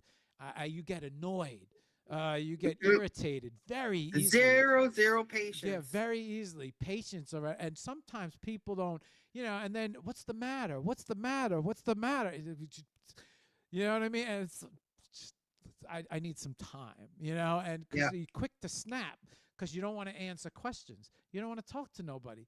You just let me get myself back to, you know, even keel, who you know me to be. Because right now I'm handling a lot, but people never, you know, people take things personally. They feel like it's you know, oh, that person don't like me, or yeah, it just might have been a bad moment. You know, try again, try, give it some time. You know, but yeah, I want to throw that in there. But go ahead, continue. Yeah. So what was powerful though was the people that were able to look at it and um, see themselves in the art, and that's the ultimate compliment for an artist, right? Is when somebody can look at your art and absolutely connect with it, or they resonate with it, or they understand it deeply. And that was very, very powerful for me. And I thought, I want others to have this experience. I want others to have this healing opportunity. And this is all done with AI. And I thought, wow, this is amazing that I could do this with AI, because with AI, I could really sit and work through images and sort of like really find that piece that I'm like, yeah, okay, that's the one. That's the one that captures like this moment, how I'm feeling. And it was low impact, right? So when you're in a bad place, something that's going to take a lot of work or a lot of thought is too much. You can't get there. But if you can present somebody with something as simple as AI as their tools and show them how to use it and let them run, it's so low impact that it can have a huge impact personally within their lives. And so I thought, I want to bring this out there. I want to share this with the world. So we can go to the next one if you want. Absolutely. So the next one is, I just grabbed some highlights from season 1 and season 2. I want to showcase some of my featured artists and some of the artwork that came through, some of the favorite stuff. There are some pieces because, like I said, originally I started off doing it all by myself. So there's a few pieces in there that are my own. But I want to give some attention and love. I'm gonna jump in for 1 second, and I'm gonna say, I just want to go over to IG because I missed these guys. I want to say hello to everybody. All right, good. I see all you guys over there on IG. No comments, but hello everybody watching over on IG. Thanks for tuning in. I'll give you guys shout outs later today at the end of the show. The second thing I wanted to say is one of the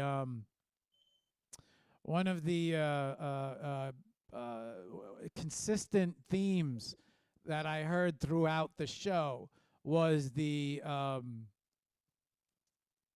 from all the artists was the reaction time when it came to fixing things or making things better or answering things.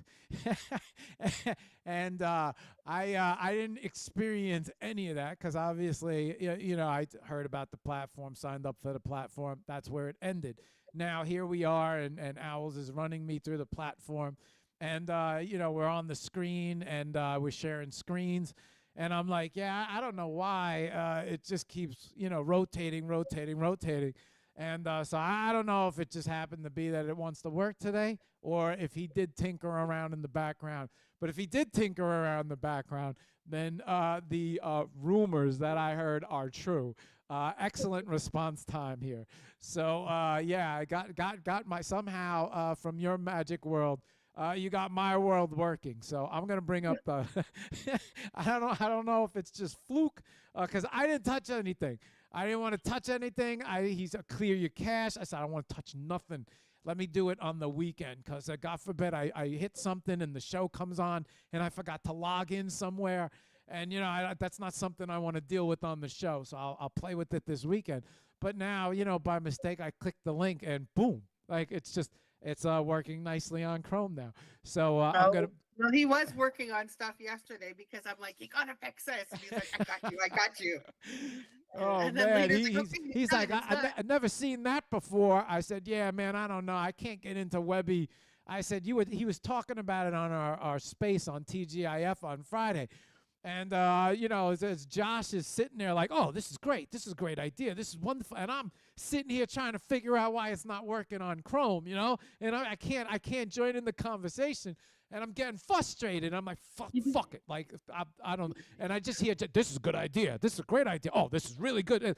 And I'm like, you hear somebody talking like that and you want to like get on there and see what's going on now. And I'm like, I can't get on. And I don't have patience. I'm like, I've been running for the last 2 weeks. My patience is short.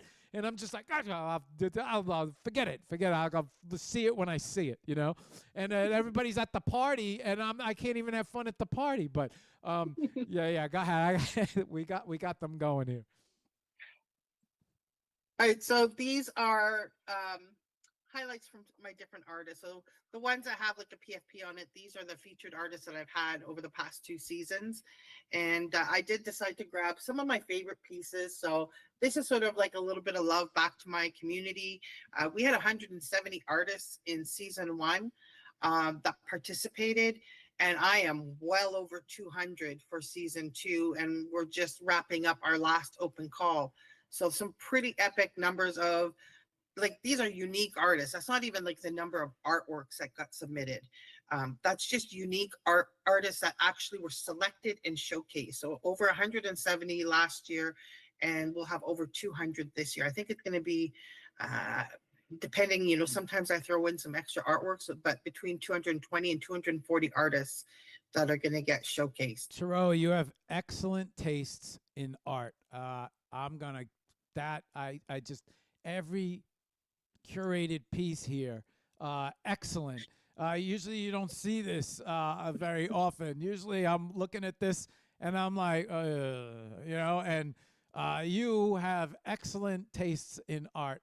I don't know if it's the corporate, you might be an art. I didn't say it, so it had to be Shills. You definitely have a lot of artists in you, but every piece that I see coming up here, usually I'm looking for a piece that I like, and here I'm like, holy shit, every single one of these pieces is excellently curated. Go ahead. I hate interrupting you because I don't want to break your flow, but I got things I got things I gotta say too here, Yeah. Well, it's the artists, right? They're bringing this to me, and it's just like, oh, it's so inspirational, and I just love being able to put this out there and share this with people, and I'm really excited that this year we had a lot more traditional artists and photographers that came in this year, because there was a gap there, because like I've always said, this is not just for AI artists, although I absolutely will include AI artists. I want to see whatever medium you have. And last year, I really got fortunate to have, for example, Vishay.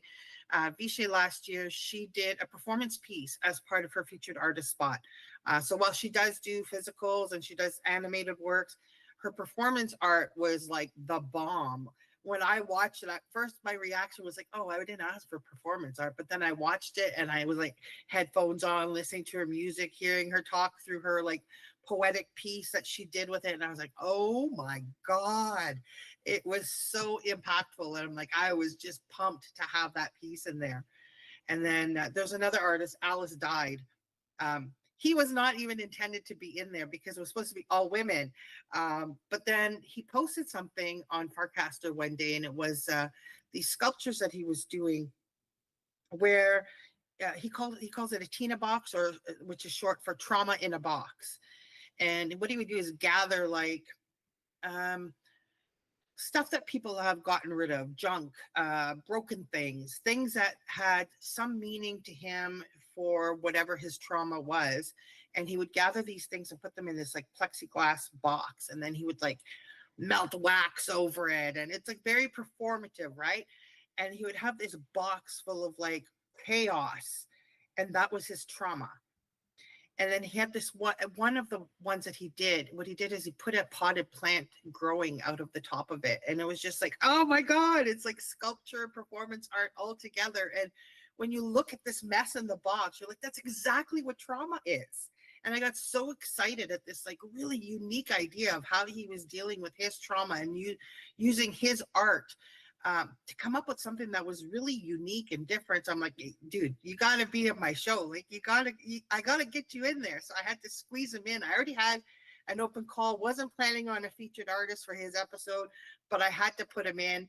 And he had like video. He talked about his process and why he did it. And it was just, this is phenomenal.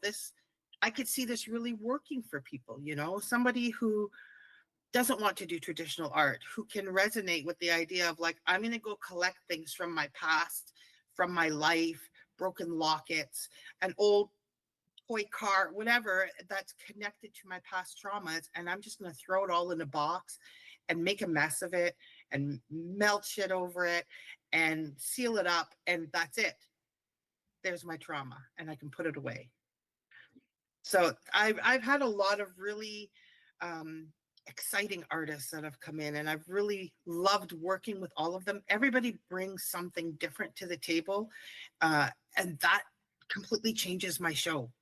Every episode is completely different because of who comes in and what their story is, and that makes it really engaging, and it shows people that we're not all cookie cutter, right? An artist is not just the best face forward. We're messy. We have different stories. We come from different backgrounds, and we all have something different and of value to bring to the world. And that's key.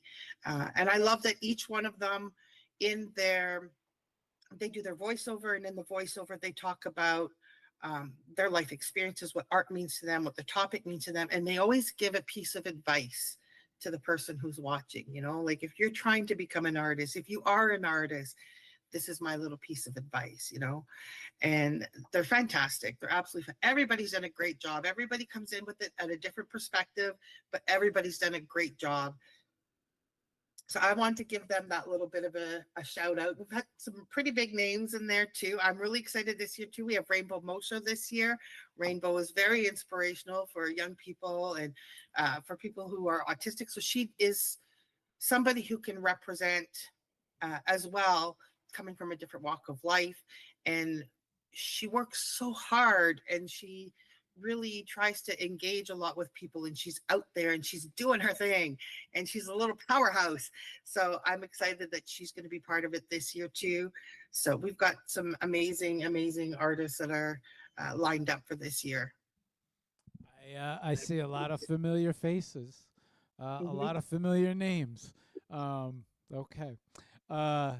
Do we have a new link?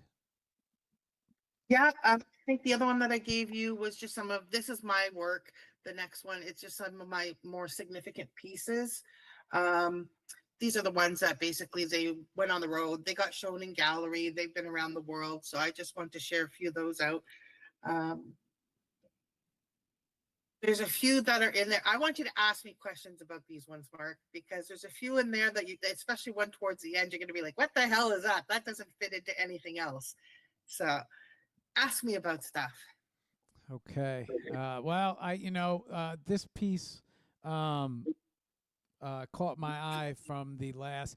You're making my job way too easy. Usually, I like to jump on someone's gram because the gram kind of covers everything from beginning to end. And you are, I feel like you just AI'd me because you took my job away. I got all of these cool rotating what do you got, slideshows, and it's like shit. This was I'm the human slideshow of the show, and I feel like I'm sitting over here like I got nothing going on right now. I came prepared. I told you I was doing my homework.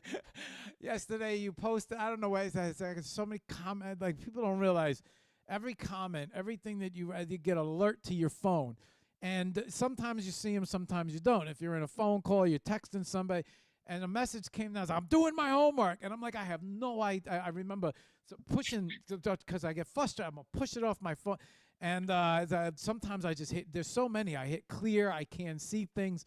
So I said, I don't know where she wrote that. I don't know where she put that. I don't know what message group she put that in.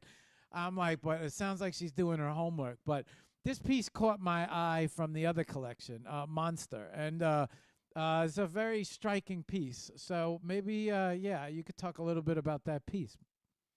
So Monster was really, I talked about it a bit earlier. That's the one where I wasn't a good mom, right? So I was the bad influence to my kids. I was the one that was, I was nasty. Like we were talking about how you have no patience and everything. So the kids would ask, they're children. They would ask me something and I would snap, and I was finding myself being very unkind. And afterwards, like I would feel it. I would know it. Like that was wrong. That was really, really wrong. But I was in like so much pain and I had no tolerance and no patience. My husband would ask me a question and I was snippy and rude. And that's no way to be. So it was, that's my guilt. That artwork, that's my guilt. That was me recognizing what a horrible person I was being. So that's what Monster's about. It's putting my guilt out on display and allowing my family to be able to talk about it. It was sort of like the business card or calling card that I could hand to them and say, okay, that's what this is about. Now I'm giving you permission to talk about it and call me out. And they did. And that was good. That was part of like what I needed. And I know it's impactful, it's very dark. It's got those like eyes that are bloodshot. I think it's striking because we recognize it. We've all been there. Everybody's had that moment. It could have been something completely different and not at all related to what my story is, but we've all been there. We've all had that moment.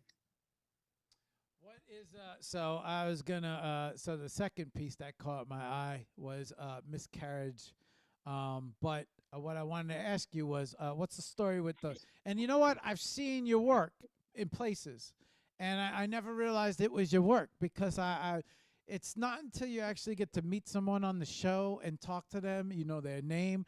Hope wears war paint. I have no. Yep. I don't. Did you? Were you part of the Linked by Art? Is that? I don't know where. That was at Campus 3.0 with One Love Now. Oh, is that where I saw? You're right. Right. You're right. That's where I can't. Sometimes it's so difficult for me to remember. Where I remember, see, isn't this crazy? Because I was I was helping Chaz. Chaz asked me to help set up. I went down there early, and I think I made up. I was like, anybody want photos of their work? You don't realize who you're sending what to. So many names are coming down. I remember your piece very clearly because it came I've seen it at least 10 times. And I'm trying to say to myself, like, I've seen that work of art. Where, and it's a good work of art when someone remembers it. And when you say it, it instantly, like, you were on the left screen. There were 3 screens. You were on the left side. You were rotating. I remember the artworks that were on that screen because I was trying to get pictures for everybody. And you have to sit there. You got to watch all the works of art. And I remember that work of art. I just couldn't remember where I saw it. I didn't know if it was Linked by Art or Showcase.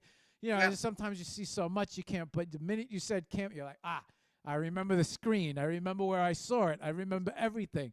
And so it's not until I actually sit down and explore someone's art, get to know them on the screen. I used to do it beforehand, but I feel like now I wait until the show because you know, you're not gonna get like if I would have saw that, I would have been on the show like, oh, you know, I remember this, but I feel like the genuineness of the show is the reaction of, you know, seeing these pieces and saying, I know Yeah. that piece of art. Where did I see that before? And now it comes out on the show, and I think that's part of the greatness of the show. But I was gonna before we get to miscarriage, what's the story with the you got a lot of fish, a lot of sea turtles. Oh my gosh. Yeah, what's the story with the fish? I see a lot of fish embedded, and so I used to reef. I'm a huge reefer. I used to have a lot of tanks. I love ponds with koi. So I used to be very big into obviously scuba. I'm a scuba diver. So you know, I a lot of this. I gotta ask, what's the story? Oh, it seems like fish has a big influence in your art as well. It's funny. It's just storytelling. It started with the first one that I did was wrong fish. And I just thought I was actually just experimenting with some different ideas, and I came up with this one that came out. And wrong fish was the idea behind it was, you know that expression, "Plenty of fish in the sea." Sure. What if you get the wrong fish? So that's what that one is about. So it was sort of like, you know, maybe a little bit of a thought towards my first husband. I got the wrong That's fish. exactly what it sounds like. Yeah.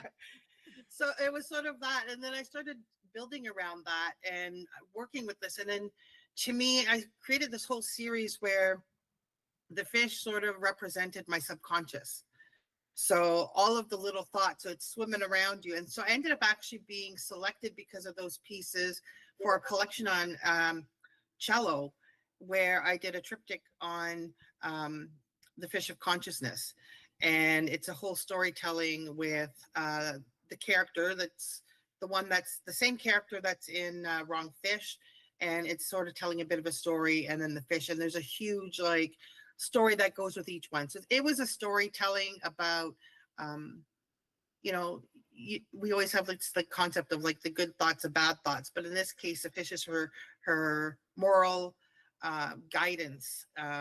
It's her, you know, her making conscious choices, but those choices are typically about making the right choice for herself. And that collection was also a little bit about my daughter, because my daughter's been through a lot of hardships, and she was about going off to university, and she had a lot of fears. So part of the pieces that came with that had to do with her. My daughter's gone through a lot of depression. That's another story. Anyways, We'll save that for her show. Yeah. So one of the ways, because she was having a hard time communicating with me, and I had the idea even with her to try and use art to connect with her, and it worked, because she has a bit of like the artist flow in her as well. So when we used the art, and like I used music, I wrote music for her as well, and shared this with her through an artistic perspective. The conversation started happening because she was keeping everything locked up. She was being harmful. And when we started presenting it as art, it was sort of like art is passive. It didn't require her to engage in a full conversation right away. She could just look at it, read what I wrote about it, and come to me when she was ready. And she did. And so it was a breakthrough for her. So that has to do with that in part. You know, it's interesting that we're having this conversation because I always have something that I say in spaces, which is humans can't get along worth a shit. They're constantly arguing and fighting over the dumbest things. You know, skin color, religion, politics, boundaries, countries. Did I say religions? I think I said right. There's constant difficulties between humans, all because of these things. This is what I believe. This is what I believe. This is what I believe. And it's when I came into the space, I start paying attention, start learning, and there was a point in time where I took a political stance. And me being from the art world, the entire art world took the opposite stance. And I never felt that type of upset and hate. And I was thinking, like, I know all you guys. Like, how do you not know who I am? Like, obviously, if I'm talking like this, there's something that I see that I'm not happy with, right? And so I never experienced, like, the messages and a lot of upset, and I'm like, this is mind-blowing right now. They can't even have a conversation. And a lot of that translates to all different types of ways. And so I wandered in here, and the Beeple sale what caught my attention. And it's art, it's a 69 million. Like, well, what's this NFT stuff? And now I'm trying to figure everything out, and then I end up in spaces. And occasionally you hear political outbursts from people and their opinions and what they think and what they like and who they don't like. And so I'm sure you could put two and two together. And so there was a point in time where I was very passionate, and in a way I still am. But I learned to keep my mouth shut and not get involved anymore. And what helped me with that was art. It's how art transcends all boundaries, all boundaries.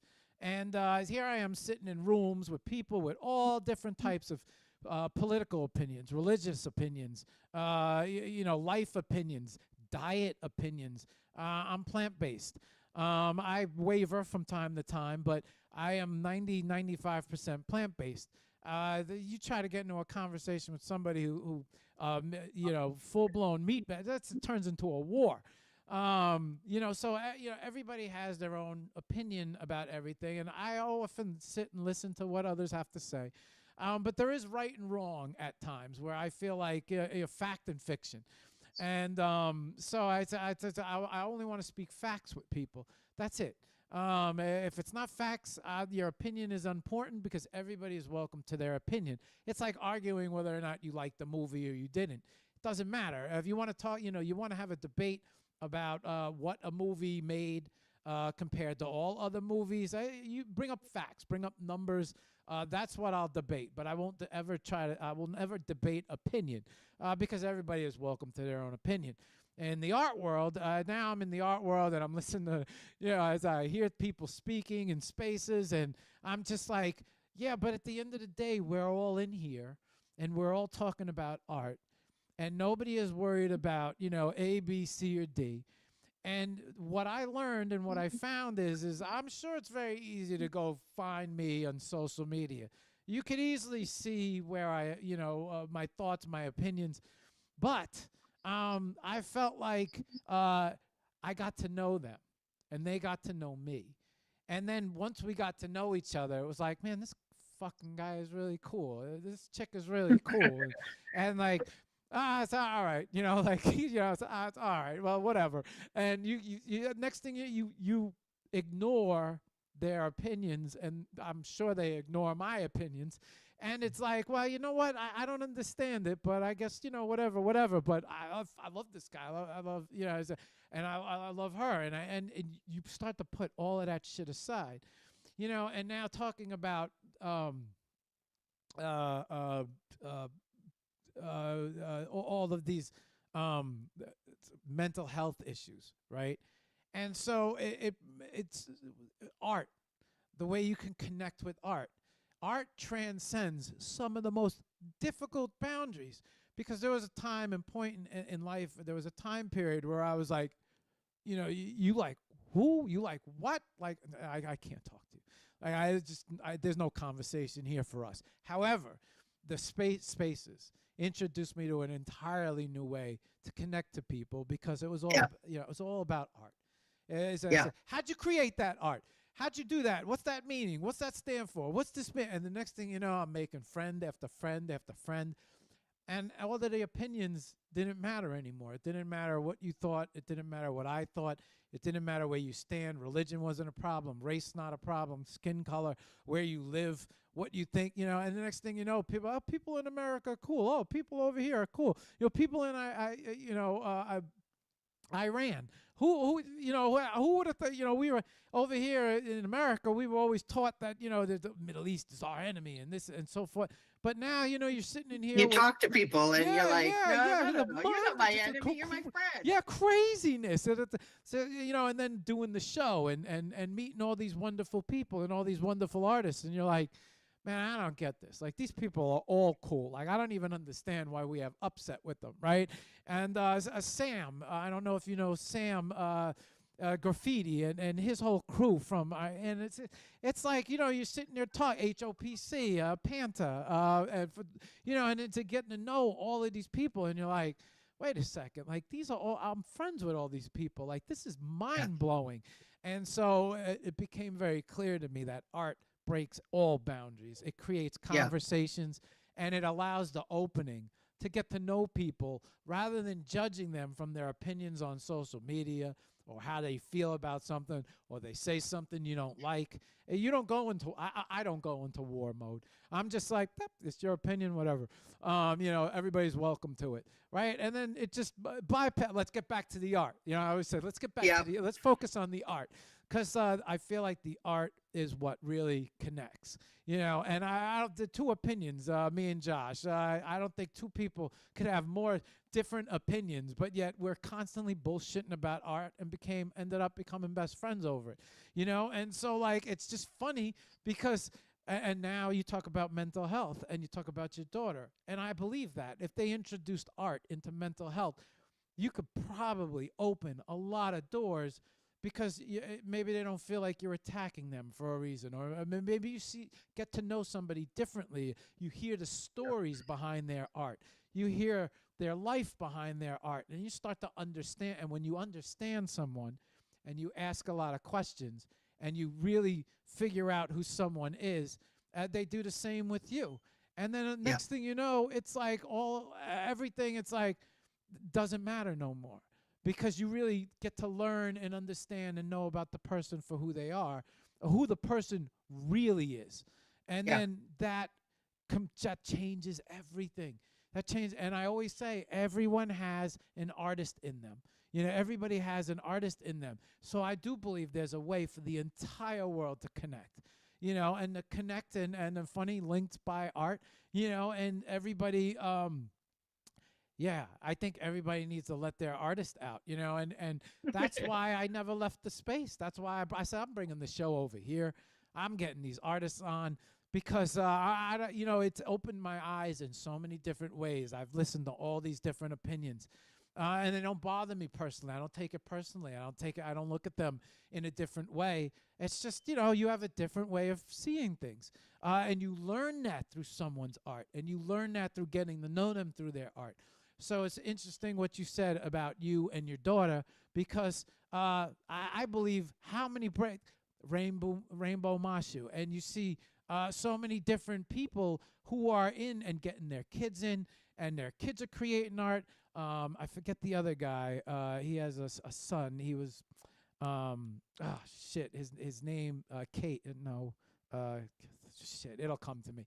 I see him in our spaces from time to time. But it's art transcends all boundaries, all opinions, everything, and it makes you look at people differently, and it opens the door where I think we would rather judge and say, "Nah, this person ain't for me." But then you start to get to know them through their art, and it's like mind blowing, opening your mind to a completely different perspective.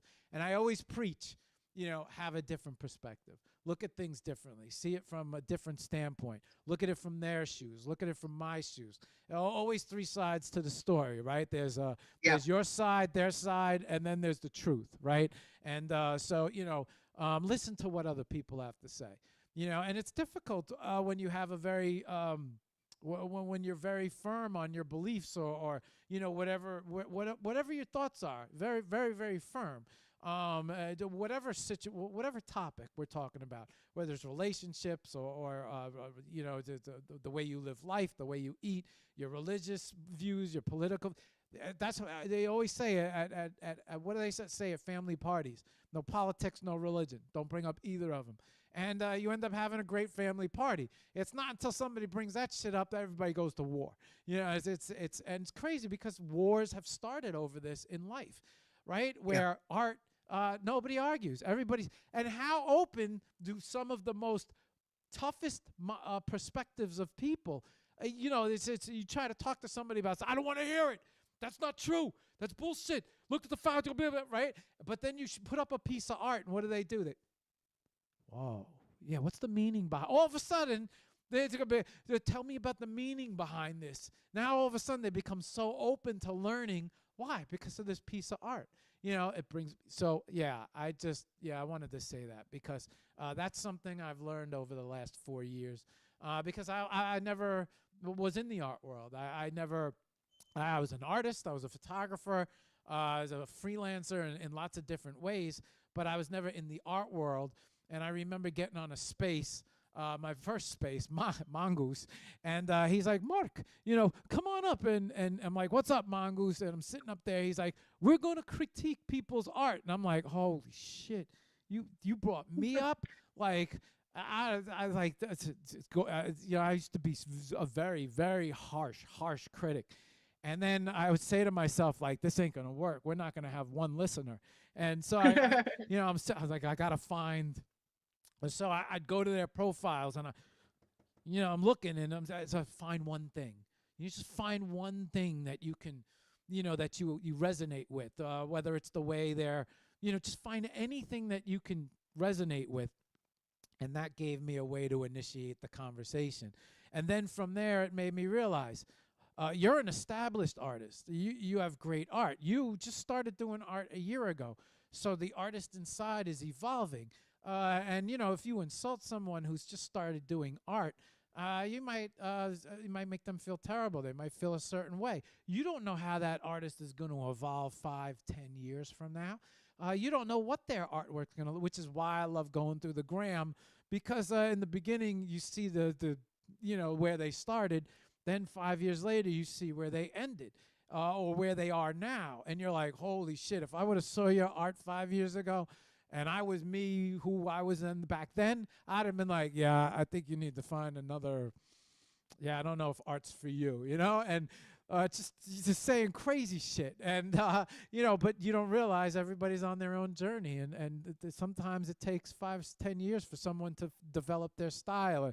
You know, you might see someone 5 years from now and be like, holy shit, you really evolved.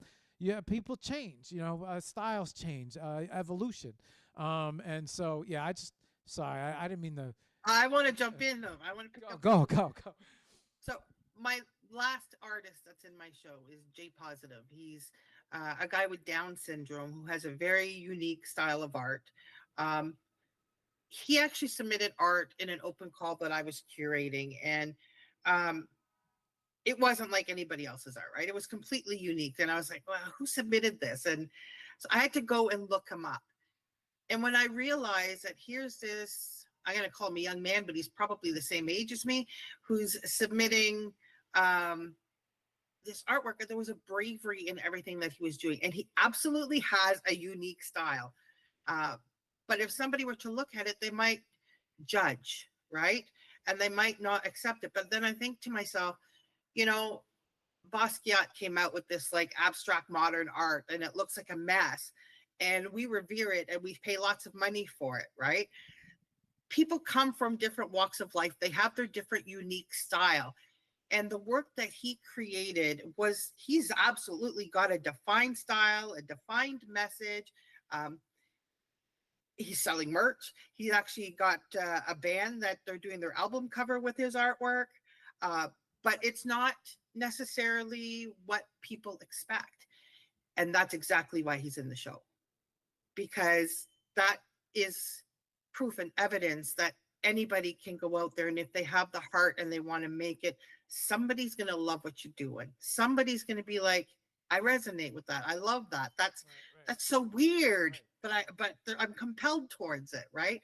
And it doesn't matter where you are, but everybody deserves to have that chance to be boosted up and take that next step and feel confident in what they're putting out to the world.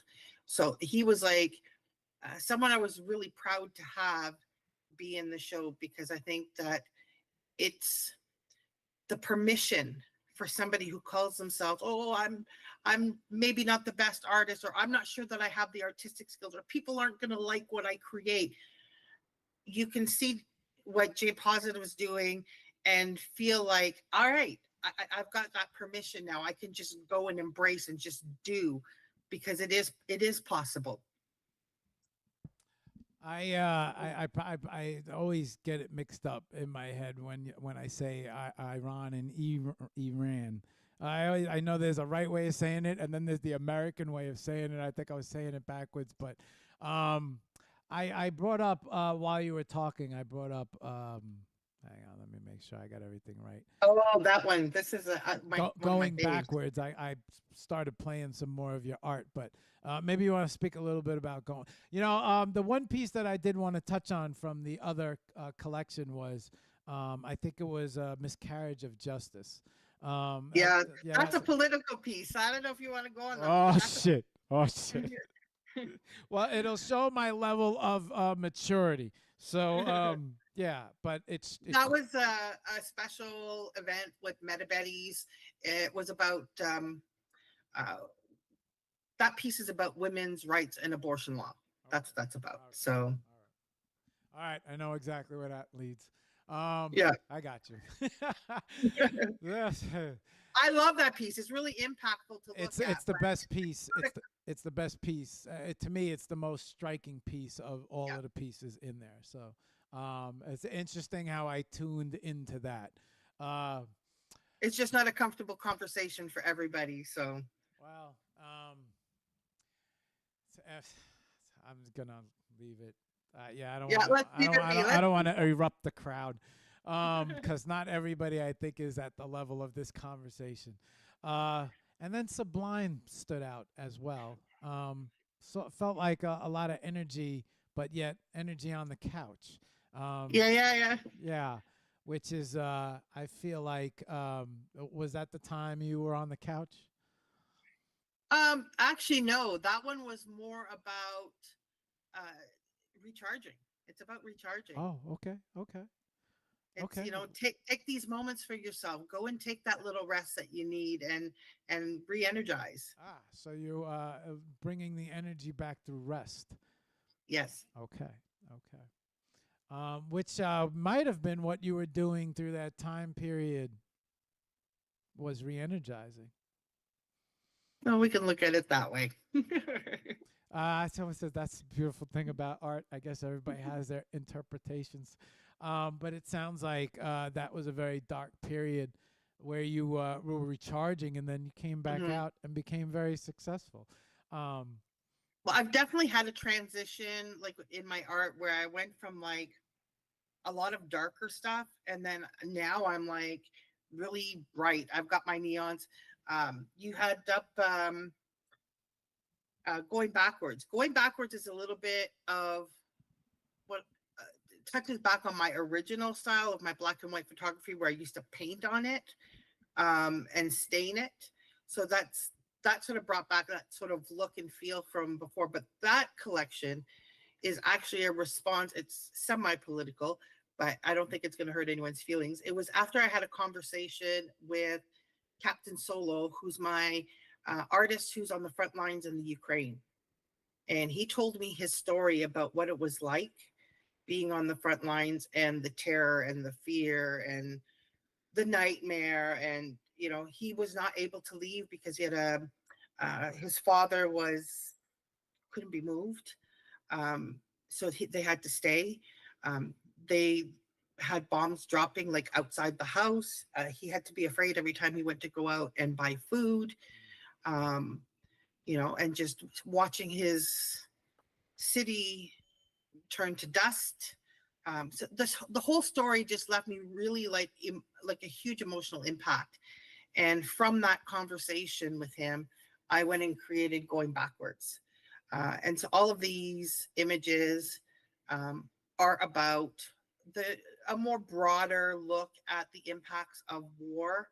But I didn't really want to get hyper specific about any specific place, because it's kind of a universal feeling of like, it almost feels like we're going backwards. Like we should be progressing so much more as human beings and moving into a far more peaceful state. And yet it just feels like it's going the wrong way. So that's what going backwards was about. There is a lot of, I will say this, a lot of anger in the world, which is why I feel like the world needs more art. I've said it a lot of times that I feel like art is the headway of the new future. I've often said I felt like athletes had their time and actors had their time, but now I feel like artists are going to have their time. And just seeing the way things are evolving, especially on I go over on the gram. I could get lost for hours. We were talking about Facebook before and the reels, right? And as much as Yep. I'm disgruntled about Facebook and being on there, they got me. They know exactly what to feed me to get me to sit there, look for an hour, follow. And as I'm doing this, I'm like, holy shit, man! Whether they're wrapping a car, whether somebody's carving or creating something, whether it's painting, whether somebody's displaying a new way to paint something. I said I'm looking at one artist after another, and that's why I think the gram is the. I'm afraid that I'm going to lose a day just the gram, TikTok, but to see so many awesome artists and so many different styles and the way people are creating. I saw this guy, M Bricks, or I think it's Bricks or Brinks or Bricks, and he creates these large scale almost like painting sculptures with Lego pieces. And I love Lego. And I'm like, oh, this is super cool. And it's just to see how so many different artists are doing so many different things, finding their styles. I watch a lot of the rug guys. I love the way the rug guys, the 3D printing guys, and the way they're 3D printing and putting, see, it's just the technology introduced to the traditional artists, the physical artists, Mhm. are taking advantage of the technologies and then bringing that into social media, and it's creating such an enjoyable place to be again. Almost like the days back in. I don't get involved in anything else on social media, but when it comes to art, I could spend hours upon hours upon. And I'm just saying to them, I got to get this person on the show. I got to get this person on the show. I got to get this person on the show. And so many different styles. I saw a guy last night making paintings out of bottle caps. Another guy, Mr. Brainwash, breaks records and creates sculptures from records. And so many unique and different ways, just not painting, but so many different ways to sculpt, create Yep. physicals, and everybody knows I'm a big physical guy. I love physicals. I love seeing all these guys creating their little models, their little, they're taking foam from Home Depot and putting them together, and they're carving out of the foam, and then they're turning the foam into these statues. And I'm like, Yep. holy shit. Like, you know what? Let me get everything settled before I said. Now I'm starting to see. I used to airbrush, spray paint, and now I'm starting to see a lot of airbrushing and spray painting is coming up. And it's like I'm like, damn, I got to get back to creating art. I've put so much resources into building the show, different things. I got to get back to my art. It'll rattle you because I'm like, do I do the photography? Do I do the Photoshop? Do I do sculptures? Do I bring out my question marks and start painting again? Do I do airbrushing? Do I try on canvas? Like, you don't know where to start. It's crazy, but it's nice to see so many like amazing physical artists out there just creating, and then you come into here, the Web3 space, and then you're seeing so many amazing artists create with AI, create with Photoshop, create digitals, and it's like, so it's like, holy shit. Like, you see a lot of the physicals turning into digitals. So it's like, it's just, there is something erupting right Well, now. it's going the other way too, because like even for me, like I've done like maybe I make something on AI and I'm like, oh my god, I've gone out and bought a whole bunch of new canvases and brushes and paint So I'm like, okay, that's really cool. That really resonates with me, but I want to make mine. I want to go make it myself. I need to be like physical and hands on. I have a set of art that's not in here where it's like landscapes, because I did a lot of landscapes with my watercolors and stuff. But I was started creating these like AI versions where it's basically uh, to me, it looks like an acrylic painting, and then you take a dry brush and you just whoosh down the painting, and you just like scratch it up with the dry brush. And I'm like, oh my god, I love them. So I'm like, I want to go make that now. So that's why I had to go out and buy some canvas and paint and new brushes. And I'm like, yep, this is what I'm doing. I'm going to make myself some new paintings. You see a lot of people getting very, very creative. Last night, I saw some guy, he was spray painting colors on one side of the glass, and then he painted the other side of the glass white. And then he would scratch, uh, I, right? And then it comes through in color. I saw another guy last night who he breaks glass and he puts 40 50 pieces of glass together, but as he does them he chips different layers, so like it's a 3D skull embedded into this glass block where he did layer by layer by layer by layer. And when you oh look my at, gosh. yeah, the creative, like, and you can tell the art, it's just the paintings, there's one guy, he's spinning buckets around the canvas, Yeah, and yeah, I there's see that. yeah, paint's flowing out. There's an abstract guy over on Facebook that I follow all the time. I think he's a German dude. His abstracts are mind blowing. You're starting to see a lot of artists use tape in their paint. So you're seeing how other artists are inspiring other artists, how their art is evolving and changing, Hmm. because they're finding another artist and they're saying, "Oh, that's a really good idea. Oh, I could implement that idea into my art." And these sneaker guys, I was watching some guy last night. He ripped apart a Nike Air Force One, Tom and Jerry, and he turned the Nike into a cheese, and he has Jerry eating the Nike. And I'm like, holy shit, man! Like, these guys are on another level, and I'm a little jealous right now. I'm like, I've been doing a Yeah. show, talking to artists, and I'm not focusing on art. And this is like, I'm watching the evolution of these guys, and I'm like, this is mind blowing now. It's just not. It's not coming from a place of painting or sculpting anymore.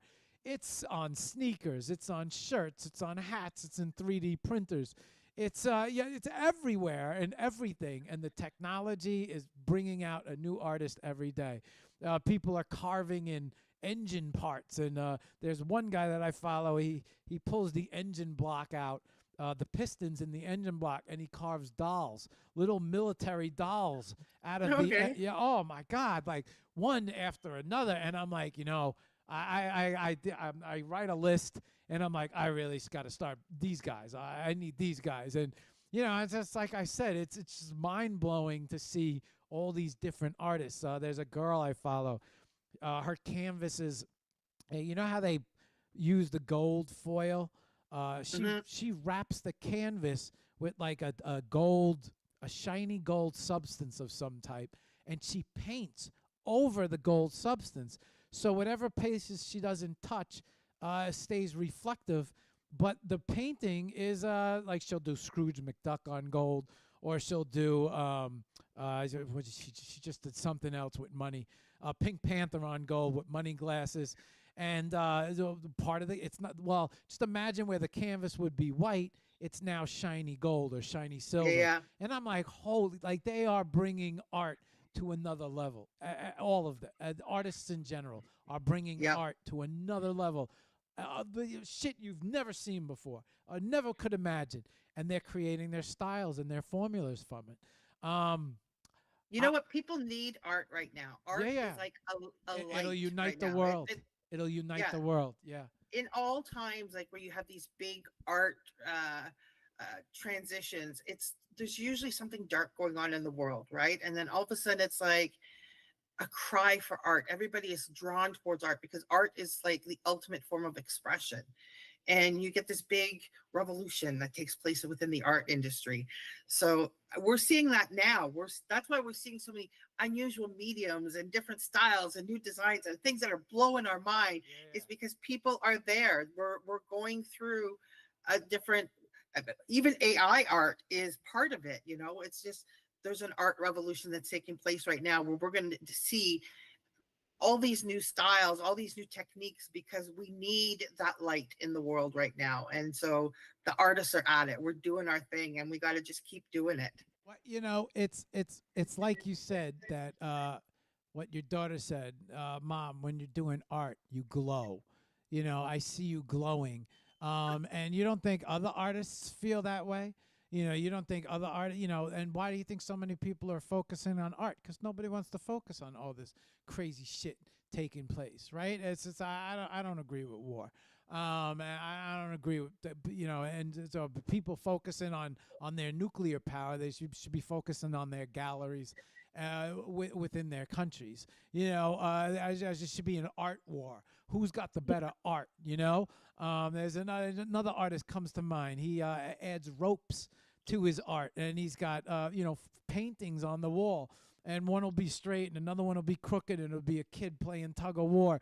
And the rope, That too, yeah, he'd be tugging the rope, and the dog will be pulling the rope on the other painting. And I'm like, what the fuck? Like this is shit I have never seen before, and you just see, and it's just going to get better and better and bigger and bigger. And like I said before, it ties in. Like you all of a sudden, someone you might hate or someone you don't like, you start to see their art and you're like, holy shit, like, yo, this is awesome. And the next thing, you're leaving comments on their page, and they say, oh, I love your stuff too. And then a new friendship begins from it. Yeah. And so like, man, I hated you. Oh, man, I hated your posts. And the next thing you know is, but your fucking art is awesome. Your art is awesome. And now, right, a completely new friendship forms, and everything else kind of falls wayside, and you don't think about that anymore.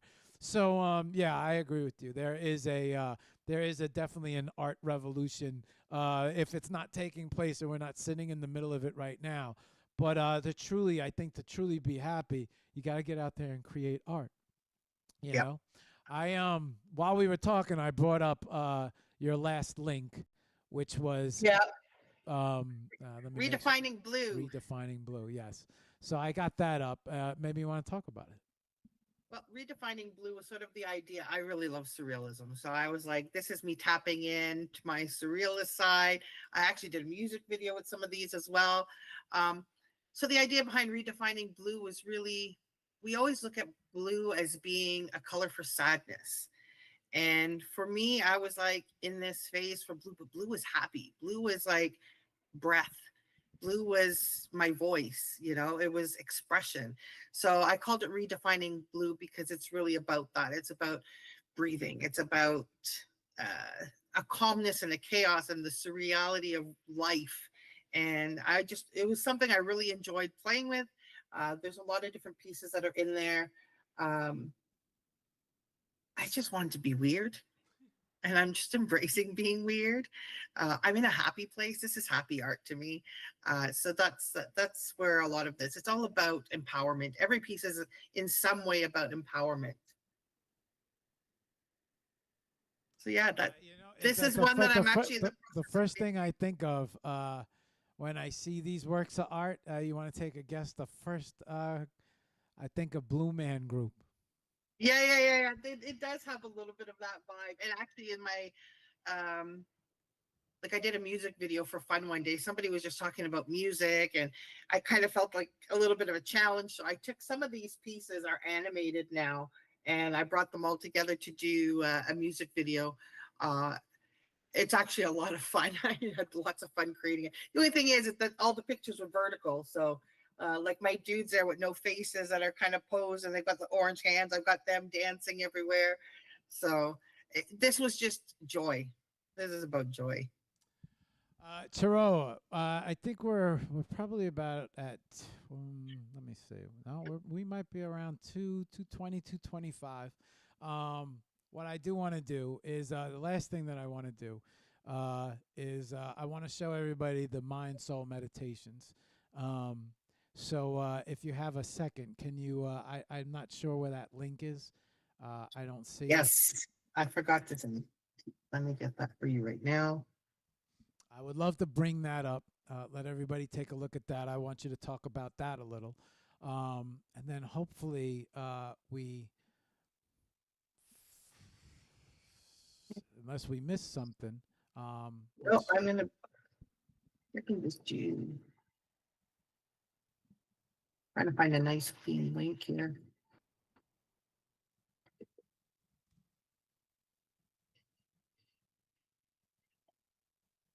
Yeah, you can actually just Google Mindful Meditation. I'm already on it. Yeah. You're on it. You're on it. Yeah, see, you're ahead of the game. So I'm on your link tree. I'm going to imagine it's on here. Yes. it's It's the the YouTube. top link. It could be. I'm going to paste it to you as well. Okay, so I have art therapy with Mind Soul Meditations. I have the website up right now. Okay. Yeah. Which is this is a good place to start, I think, because this is how I got to know you from the beginning. It wasn't WEBBIE. This is how we actually started talking here. Mhm. And I would imagine that this would probably bring me to the watch now. This will probably bring me to the YouTubes, right? Mhm. Okay, perfect. Okay, yeah, I am on your YouTube. Excellent. Okay, yeah. Like I said, I like to dig around, and I go through everything. I'll go through your socials like the FBI goes through your drawers. Um, let me get this set so I make sure. So I do have a playlist in there for all of the stuff for Mindful Meditations. Because I've got more recently, it's all of the open call winners and all of the videos for that. But going back a bit, there are 30 episodes, plus some intro episodes. And I think there's even like some interviews with Audacity, that sort of thing, to get to know me. But yeah, all 30 days are there. All 30 days are also on WEBBIE, and I'm actually about to repost them again for all of season 1. I'm going to go back and redo the 30 days because I've now built my community page on WEBBIE. I'm going to go back and put all of those episodes in there. So somebody will be able to come to WEBBIE and go to that community page and find all the episodes. And then as season 2 comes out, I'm going to put all of those in there as well. I didn't notice you have very short episodes. I run these 3-hour marathons about art, but it looks like you have very short episodes. I always check the time first. But you're in the right. That's what YouTube likes. Yeah. I kept them short too, just to keep people watching, because I just want to sort of get to the point, enjoy the meditation, let's do the art. And I really want them to focus more time off my episode making their art. So when the episodes run and I'm working with people sort of in group, I want them to just spend, those short amount of time watching and then come and let's talk about your art and show me what you made. So give me while I have all of this up here, give me a brief overview of Mind Soul Meditations. And yeah, So go ahead. What's an episode like? Yes. So my episode, I come in, we do the intro. I usually, whatever my topic is that I have, I'll go through describing what that topic is, why it's important, how it matters in art, how we can depict this in art, the benefits of creating art for this topic. Sometimes there'll be something in there like, let's do a checklist. So to help focus somebody in before they get to creating. So like, what's something that's important to you? What's a color that you're feeling right now? Things like that. So we'll go through that checklist. Then I'll go through like a meditation where I've got some soft music, and there's soft music playing behind all of it because way back I was making meditation music. So I've got that meditation music in the back, usually some like visuals that are sort of like just like particle effects, mesmerizing, very, very subtle, that you can watch or not. You can close your eyes, and then it's just my voice as I do motivational guided meditation. And then when we're done with that, we get into making art. So I'll talk about prompting, I'll talk about techniques to help people understand, like, what does sfumato mean? What are like describing camera angles and what they mean and how that impacts your prompt, so that as people are prompting, they're learning some of the techniques and the language that you would use to sort of generate your artwork. Like, what's the difference between surreal or um, uh, uh, I'm drawing a blank the what I want to say. But anyways, we'll compare different art styles, just so they can have a better understanding of how to prompt to get the effects that they're looking for. And I'll go into stuff that's more illustration as well, and give people some flexibility in the styles.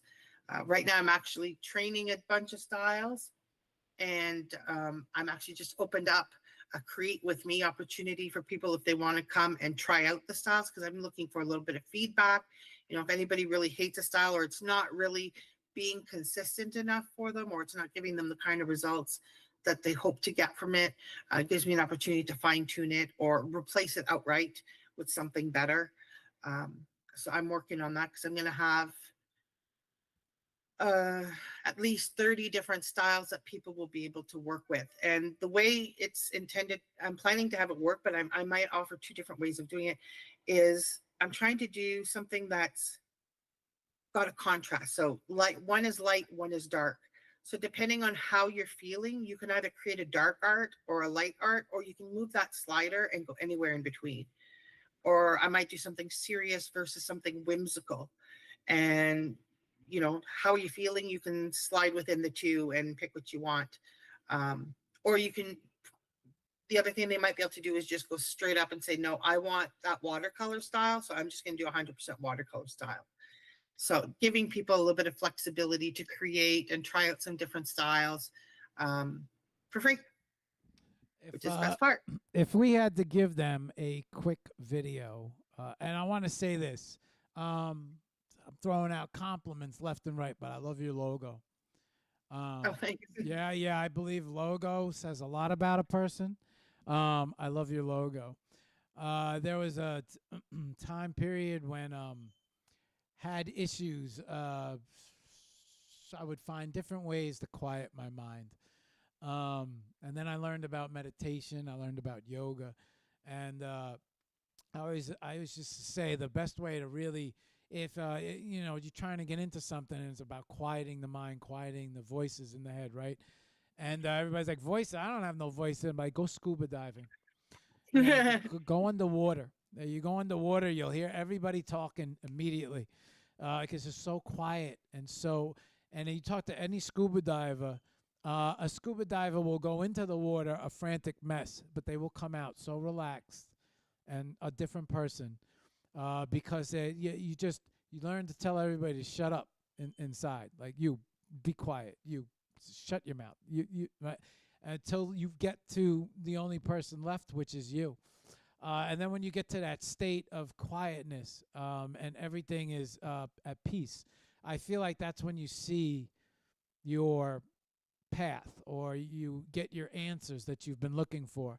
A lot of times I often say that if you're trying to find it, clean. Clean. A lot of times when people are cleaning, they're focusing on the cleaning, or they're focusing on that's a lot of times that's what I'll do. I'll start cleaning up. I will start cleaning everything as much as I can, and then I'll be so focused on cleaning and getting something clean that I'll just all of a sudden answers start coming to you, because oh shit, yeah, let me do that, let me change this, let me do this. And a lot of times you'll find answers when you're cleaning. I had picked up smoking, but whatever you want to call it, marijuana, weed, cannabis. And so a lot of time I have problems sleeping because my mind never shuts down. I'll stay up 24 hours straight, going. And I'm like, I need sleep. And so at night, I take a toke or two and it calm me down. And then I say, holy shit, I fall into like this very meditative state. And I would just sit back and I would start seeing this path. Go here, go there, go this way, go. And then I would start, and the next day I'd wake up and I'd just get to work, because you start to see your path. And I'm like, so then I started picking up yoga. When I started doing yoga, I started to find the same results. And then I started to kind of taper it back. I'm like, oh, you know what? I only need it at night to sleep. And I would start doing yoga. I would start doing meditation, 20 minutes in the morning, 20 minutes at night. It's just still, I'm still, my thoughts are, I can't shut my brain off. But I've managed to kind of put it behind me. We'll see how long it lasts. I've been off for a month. But now I found working out, running. I have a lot of friends that talk about running, how you get into this meditative state where you just go, and then this meditative state is ultimately what I want to talk about, because this meditative state is where you find a lot of your answers, especially when you calm down and you realize, sorry, it's not so bad. I'm just thinking right now, and you get into this meditative state, and in the true meditative state, where you see a lot of this. I don't know if you ever seen the show Billions. They talk about Billions was a guy who had a firm, an investment firm, and and they say this a lot inside in a lot of offices. They have meditation rooms, even meditation therapists, where and you would see him when he was having a lot of shit going on. He couldn't think straight, a lot of voices, a lot of his people. He would go into the meditation room and he would start meditating, and he would find his answer. He would find this solution. And I said, "Holy shit! This is for real. Like this is this. It is. You stumble upon this. You stumble upon this. Some people, not everyone. If you can find that quiet time and you can find that quiet state of mind, you will find your answers that you're looking for. But a lot of times people get so, here, there, life, right? And then you get caught up in everything that you don't like, and then social media and your opinions. You never find the answers you're searching for, because you never give yourself that quiet state to find them. Go ahead, go. I know you want to. I want to jump in.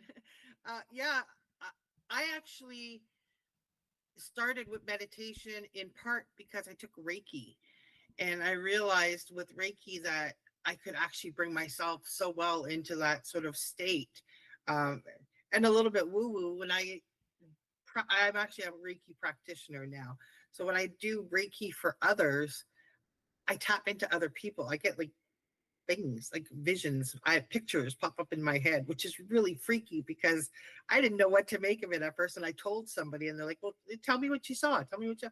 I started going through stuff, and people were like, "That makes complete sense to me. I know." It's almost like I connect to people, and it's like I'm sharing their thought. But it's really cool. But yeah, I could absolutely get into that. Even my daughter will come to me, my little one. She's just turning 10. And one of the things she loves is, "Okay, Mom, I want to go and sit. We're going to put on your meditation music, and I want you to do the Reiki on me."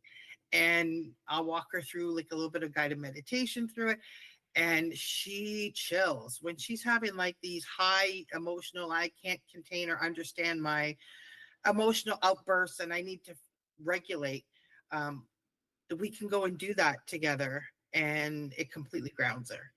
And if you can learn how to ground yourself, whatever that is, and that could be the running, it could be whatever it is. Right. I go out in the garden sometimes. When I really run into a problem in the summer, I go out and I start gardening. Yeah, right. I would go in my reef tank, and I would start messing around with my corals and fixing things. A garden, I would imagine, would be if you have. Well, you have plants. You got tons of plants. You're right. I do. You're right. I go out. I start pulling all the dead shit out. I start Yes. Yeah. You're right. When you find something that your mind. A lot of times I feel making Lego, playing with Lego. You start to build Lego. Great. You got to find something, and that's why artists, when they create art. I also feel like that's when you create art, it becomes a meditative state as well. It is. Because you're strictly focused on one thing. You're not listening to anything. Social media is not involved. You're shutting everything off. Maybe you got some nice music playing in the background. You're not really paying attention. You're in your flow. You're in your zone. And you know it because you're producing your best art. whether you're painting, whether you're and for me, photography, when I pick up the camera, I always used to say, but I'm very dangerous. I would pick up that camera.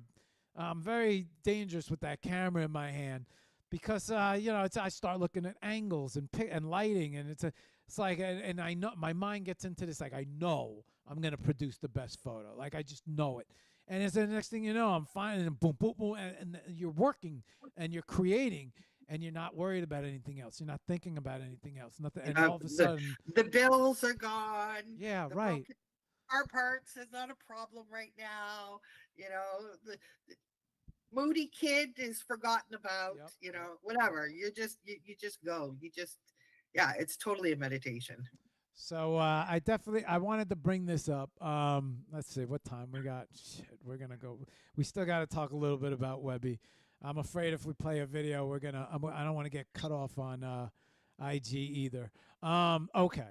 I knew Yeah, skip the video. Let's just move I knew on. there was gonna be a lot here. Would you say that we did a nice coverage of everything, Chiroa? Oh yeah, Okay. absolutely. Did I miss anything that you wanted to highlight or anything?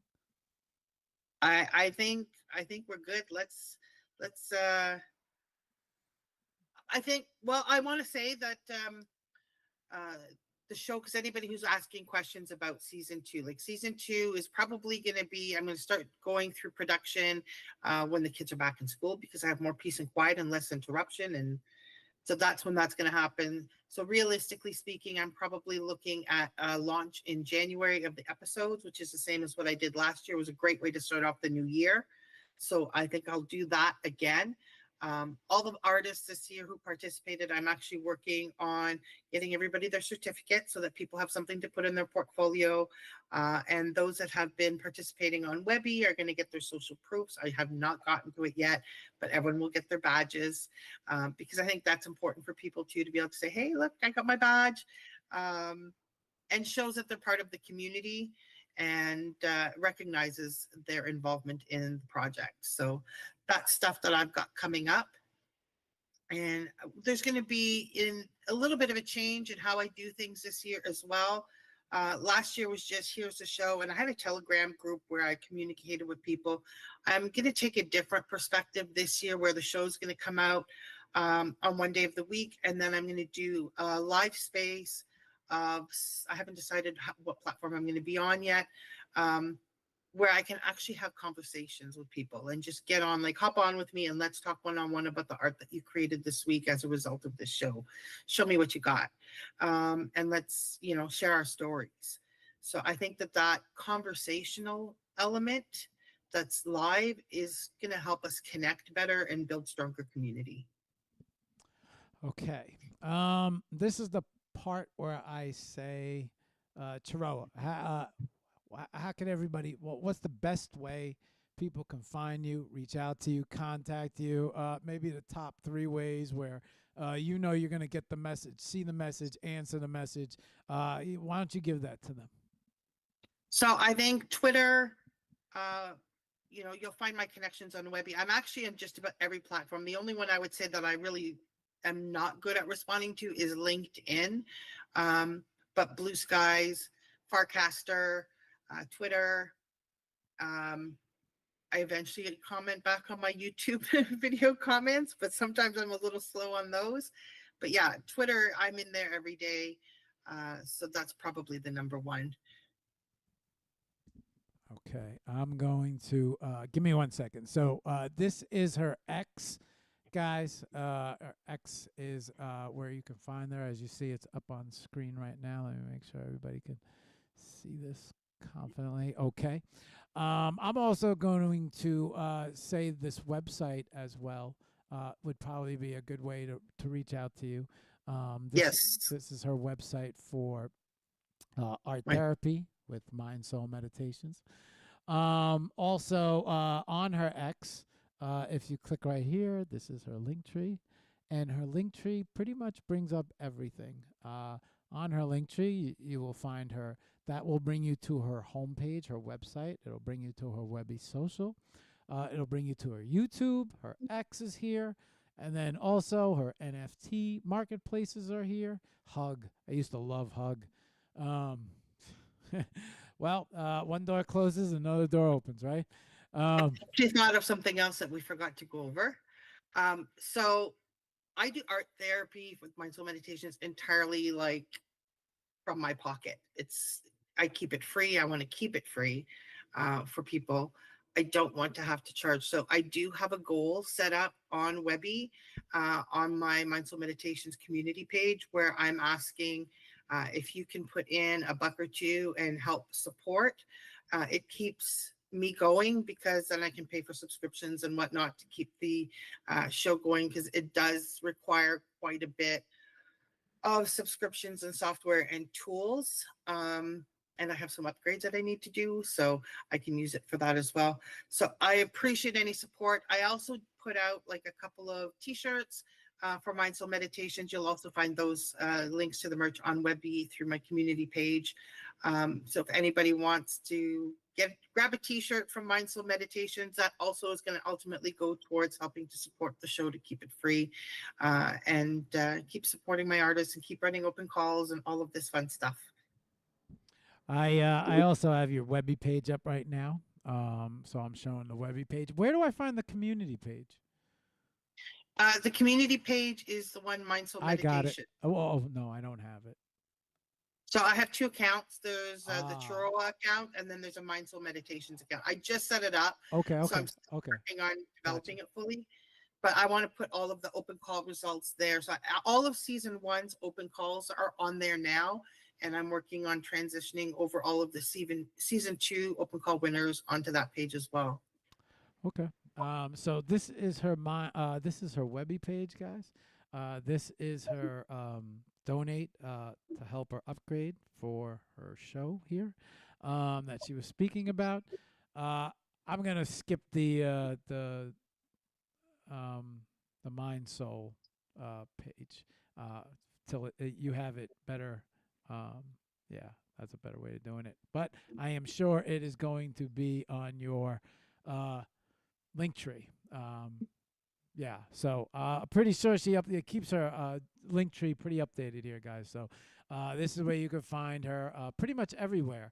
But you heard Best Place X, WEBBIE website, Warpcast, and there was one more that you mentioned. Blue Sky. Blue Sky. But I don't see the Blue Sky link. Is the Blue Sky link on here? Oh, I'm not sure. No, it's not. I don't see it. Oh, I do see it. Here it is, Blue Sky. Okay. And somebody can always hit me up with email through my website as well if they need to. I'll even give that out. It's info@mindsoulmeditations.com. So if you have an inquiry, you can just shoot me an email as well. Okay. Plenty of ways to contact her. Very easy to find. Okay, Chiro, I'm going to move back these screens. I'm going to put everything back to normal. Main screen, double screen, vert. Okay, good. Let me put that. I'm going to have to switch a battery real quick because whenever we go over 2 hours. And then I want to switch back the cam so you can see. I forgot that. And then we are going to wrap up with some brief conversation, and we'll be out of here. Okay. Chiroa, I don't see your screen right now. So I know. I'm gonna. it's your batteries. While I'm changing the batteries, I know there were a few things that you wanted to mention and talk about with WEBBIE, open calls and things of that nature. So maybe you want to touch on that right now. Well, so we do have a couple of really exciting opportunities coming out. We have some new open calls that I'm going to be hyping up. We have one with ELS, which is an AR platform that's going to be working with us for Balanced Forces. They're going to be doing an International Day of Peace presentation in New York. So that's coming. So that's a little bit of alpha that's going to drop. So watch for that next week. We have also something really exciting in the works with Wide Worlds. But the big one is that I want to do something with you, Mark. We've kind of hinted at it. So we're going to do a photography open call. So that's one that I'm really excited about. Not only you, me as well. I feel like it would be an excellent chance to wander back in to that photography world that I ran away from 15 years ago. So, it's yeah, I'm excited about this. I'm looking forward to it, and I'm looking forward to working with you guys, and I'm looking forward to putting together this open call. So I'm very grateful and excited about this opportunity, Chiroa. So yeah, cool. It's going to be a lot of fun. We're going to have a blast with it, and we're going to see some pretty amazing photography coming in, and it's just going to blow our minds, I think. I agree. Yeah, I already know where my head is with that. So I'm excited to see that come to life. And I know it's going to give me a reason to get back out there and start, running my mouth and making my posts. Almost like those would give me that MySpace feeling again, you know? Okay. Before we say goodbye, Chiroa, maybe you could leave us with some inspirational words. Not that this whole thing hasn't been inspirational, but maybe you could leave us with some last inspirational words for all the artists out there, maybe struggling, people with pain, everything that we talked about. Yeah, maybe you could, yeah, go ahead. Why don't you take it? I think the important thing is you shouldn't give up. Just like keep trying. Give that one. Somebody was talking about the other day, baby steps. Take one step at a time. Just, put the first foot forward, then the next one. Somebody was it you? I don't know if it was that you telling that story, but that was an amazing story. And that's exactly right. Is that life can sometimes be a big challenge and a big burden, and it's hard to do that one thing, but you need to always stay dedicated, show up for yourself, and do that one thing. So if today it's just all I can manage is I'm going to go find my notepad and I'm just going to put it down on the table. And then tomorrow it's all right, let me go find those good pencils that I bought way back when that I never used. And then you get those and you put those on the table. And you keep doing these little steps every day. And then finally one day you're like, all right, okay, I'm ready. I'm going to pick it up. I've got all my materials. They're here in front of me. I'm just going to sketch something. And it's not going to matter whether it's good or bad. I'm just going to do it. And showing up for yourself that way and just doing that one small thing every day is going to lead you to a bigger path where it gets easier and you get more involved. And then you're going to find that love and that passion again. And you're going to get into it. And it's just going to change everything for you. And don't be afraid to share it with the world. Don't ignore the noise of what people have to say about it. Share it for you. Don't share it for others. Share it for you. And that's my thoughts. Okay. Chiroa, this concludes WEBBIE Week, which I think everybody who was a part of WEBBIE Week, these three shows, I almost feel like it's almost like the Godfather trilogy here. We opened up with Owls. We had the community show with 6 great artists, which you headlined, and then you came on and became a spotlight artist towards the end. We got a chance to get to know you, talk about you, your art, everything that you have going on. And at the same time, we were able to feature WEBBIE and hear a lot of great things about this new platform. So on that note, you have successfully come in and helped me produce 3 wonderful HOP shows. I feel like they're a set now, and they all belong together. But I want to say thank you for all your help. I want to say thank you for putting this all together and making this happen. I want to say thank you for your time coming on the show, talking about everything that you spoke about. Sometimes not very easy, but very motivational for everyone out there. And I want to say I appreciate everything you've done to help produce these 3 great shows. Yeah, I think that covers it all. But in the end, it was a pleasure getting to know you, a pleasure getting to know your art, and it was a great show. A little bit long, but somehow we always end up a little bit long. It's inevitable, I'm telling you. So but it was good. It was good. So over there on IG, if you get cut off, I apologize. You're gonna miss the last 5 minutes of the show, but the IG caps us at 3, so I don't know what the point of that is. But on that note, Chiroa, I'm gonna close out the show. It's gonna take me 2 minutes. I always say artist guest gets to pick the closing song, but I almost feel like are we going with the WEBBIE video that you created? Yeah, go for it. Go for it. It's Okay. fun. Okay. All right, guys. So just a quick note, Chiroa is you are responsible for that music video, correct? The music was done by Creative, and then I did the video, the animation, put the whole thing together. So yeah. Okay. Okay. Yeah. You created the video part. Owls created the music. So Yep. okay. I'm going to close out the show. Hang on for me because you're going to come back. You're going to say goodbye in about 2 minutes. So let me just close out and I'll be right back. All right, y'all. Once again, another long show, but a good one.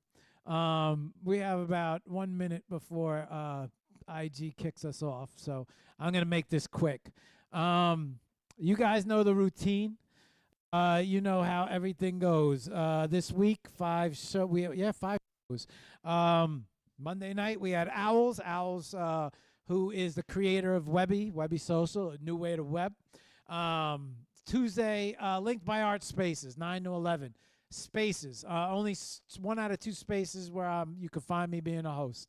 Wednesday, we had our community show with WEBBIE Social, where Chiroa and our 6 featured artists came on, and it's a great show, very good show. Got to see 6 different artists and heard from them, their firsthand thoughts of WEBBIE Social. And then, of course, here we are, TGIF on Friday, closing out with an artist spotlight. Chiroa, who we planned this show over, I think, 2-3 months ago, finally happened. Finally got her on and got to learn about her art, her podcast, her MindSoulMeditations YouTube, and what a great journey with her throughout the 3 hours right now. Yeah. So you guys know what's next. There's only second space you'll find me in. Come join me in TGIF. That will start at 1 Eastern EST time, New York time. You never know who the hosts are going to be. Josh, Sketch, Ghost, Mongoose. You never know who's going to pop in. Shino, we're all in there.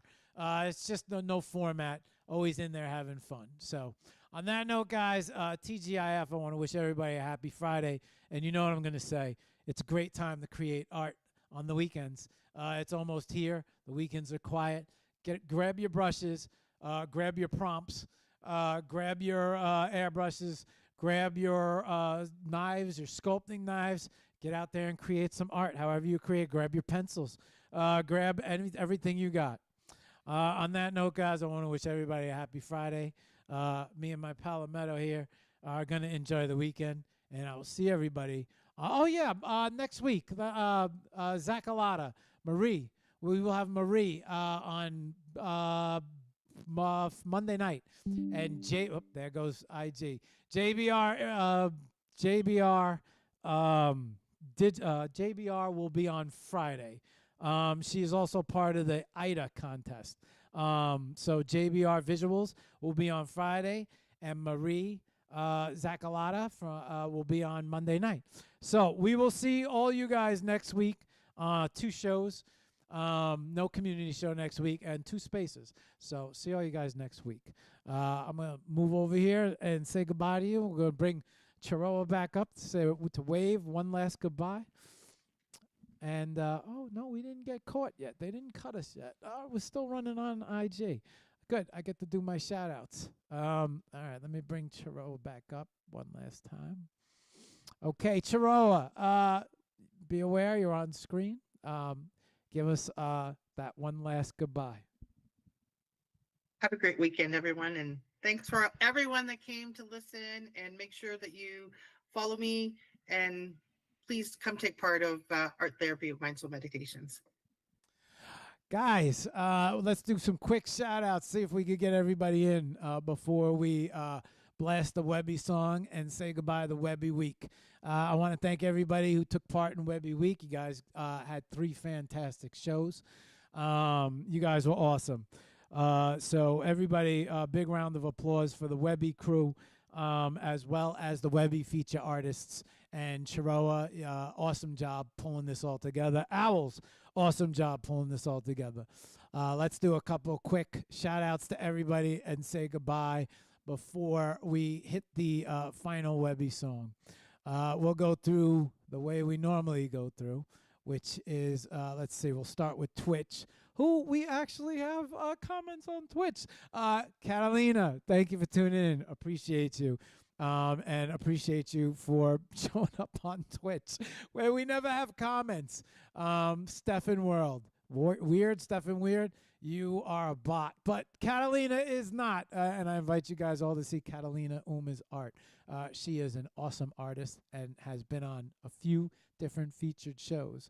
What else? We'll go over to Facebook. Lana, Big Money, thank you for dropping in. Thank you for being part of the show. Appreciate you guys. YouTube, yep, still quiet on YouTube. One day we won't be, but today, once again, a quiet YouTube. Finally, last but least, wait, hang on. We got IG. Chet, good to see you on IG. Iosolonomi, Massey, good to see you. Thank you for joining in. Chet, good morning. Art by J Positive, thank you for tuning in. Chris Pix, Rohit, Love and Lao, Sagor Hassan, Mohammed, MH, Huda, good to see you, Juan. Dr. Gustavo, Art of Nafis, Endo Corfier, good to see you. Olga, good to see you. JT, good to see you. Bad Habits, good to see you. Nelia, good to see you. Tarani, good to see you.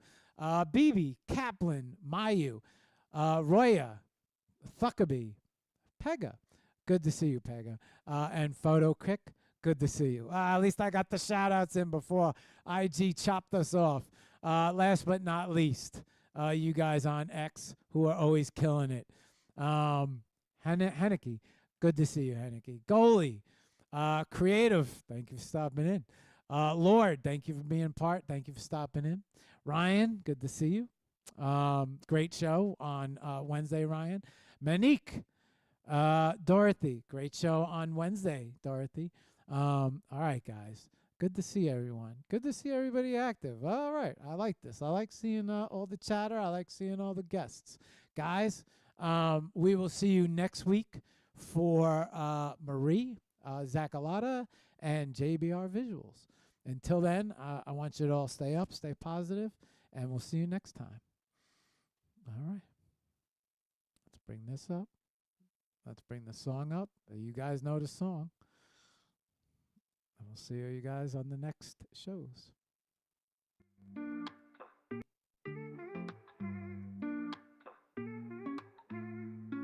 Yeah, woke up in the zone, vision feeling major, turn my phone on, tapped in the WEBBIE's paper.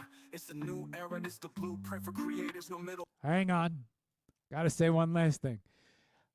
You guys will not see this normally, but there is this little QR code that's been floating around on the screen. If you do happen to check out WEBBIE, which I invite you to do, we've heard so many great things about it. Very easy platform to use, not difficult at all. That little QR code will bring you right to it, and I would appreciate it if you clicked on it and did it through there. After, you saw it all week, and that's what it's there for. So on that note, I want all you guys to have a great weekend, and see you next week. And don't forget, stop in TGIF and say hello.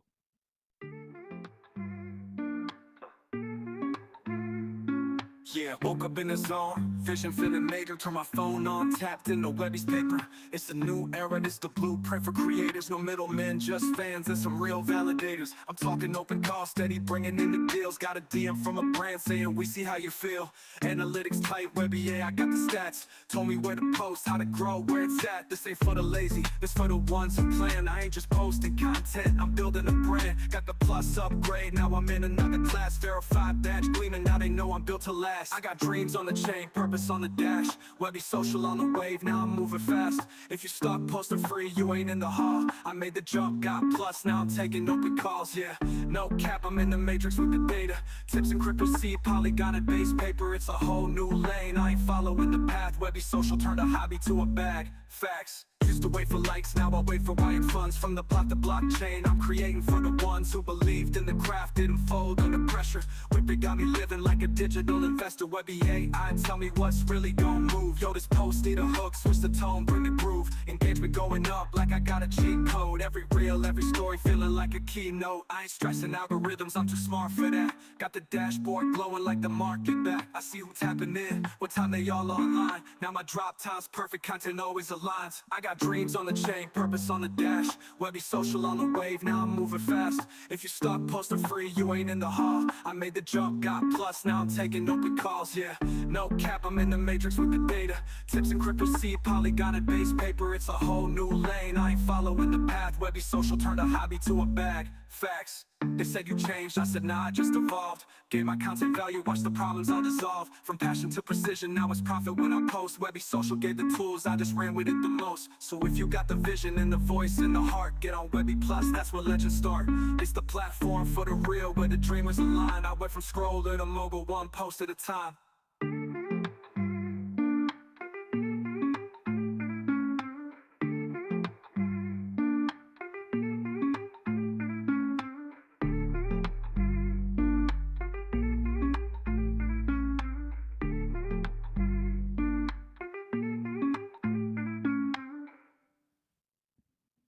And that was a damn good show. I want to see everybody keeping an eye out for the question mark WEBBIE open call. I want you all to have a great weekend. Get out there and create the best art possible. I will want to see your absolute best. See you guys soon. Peace.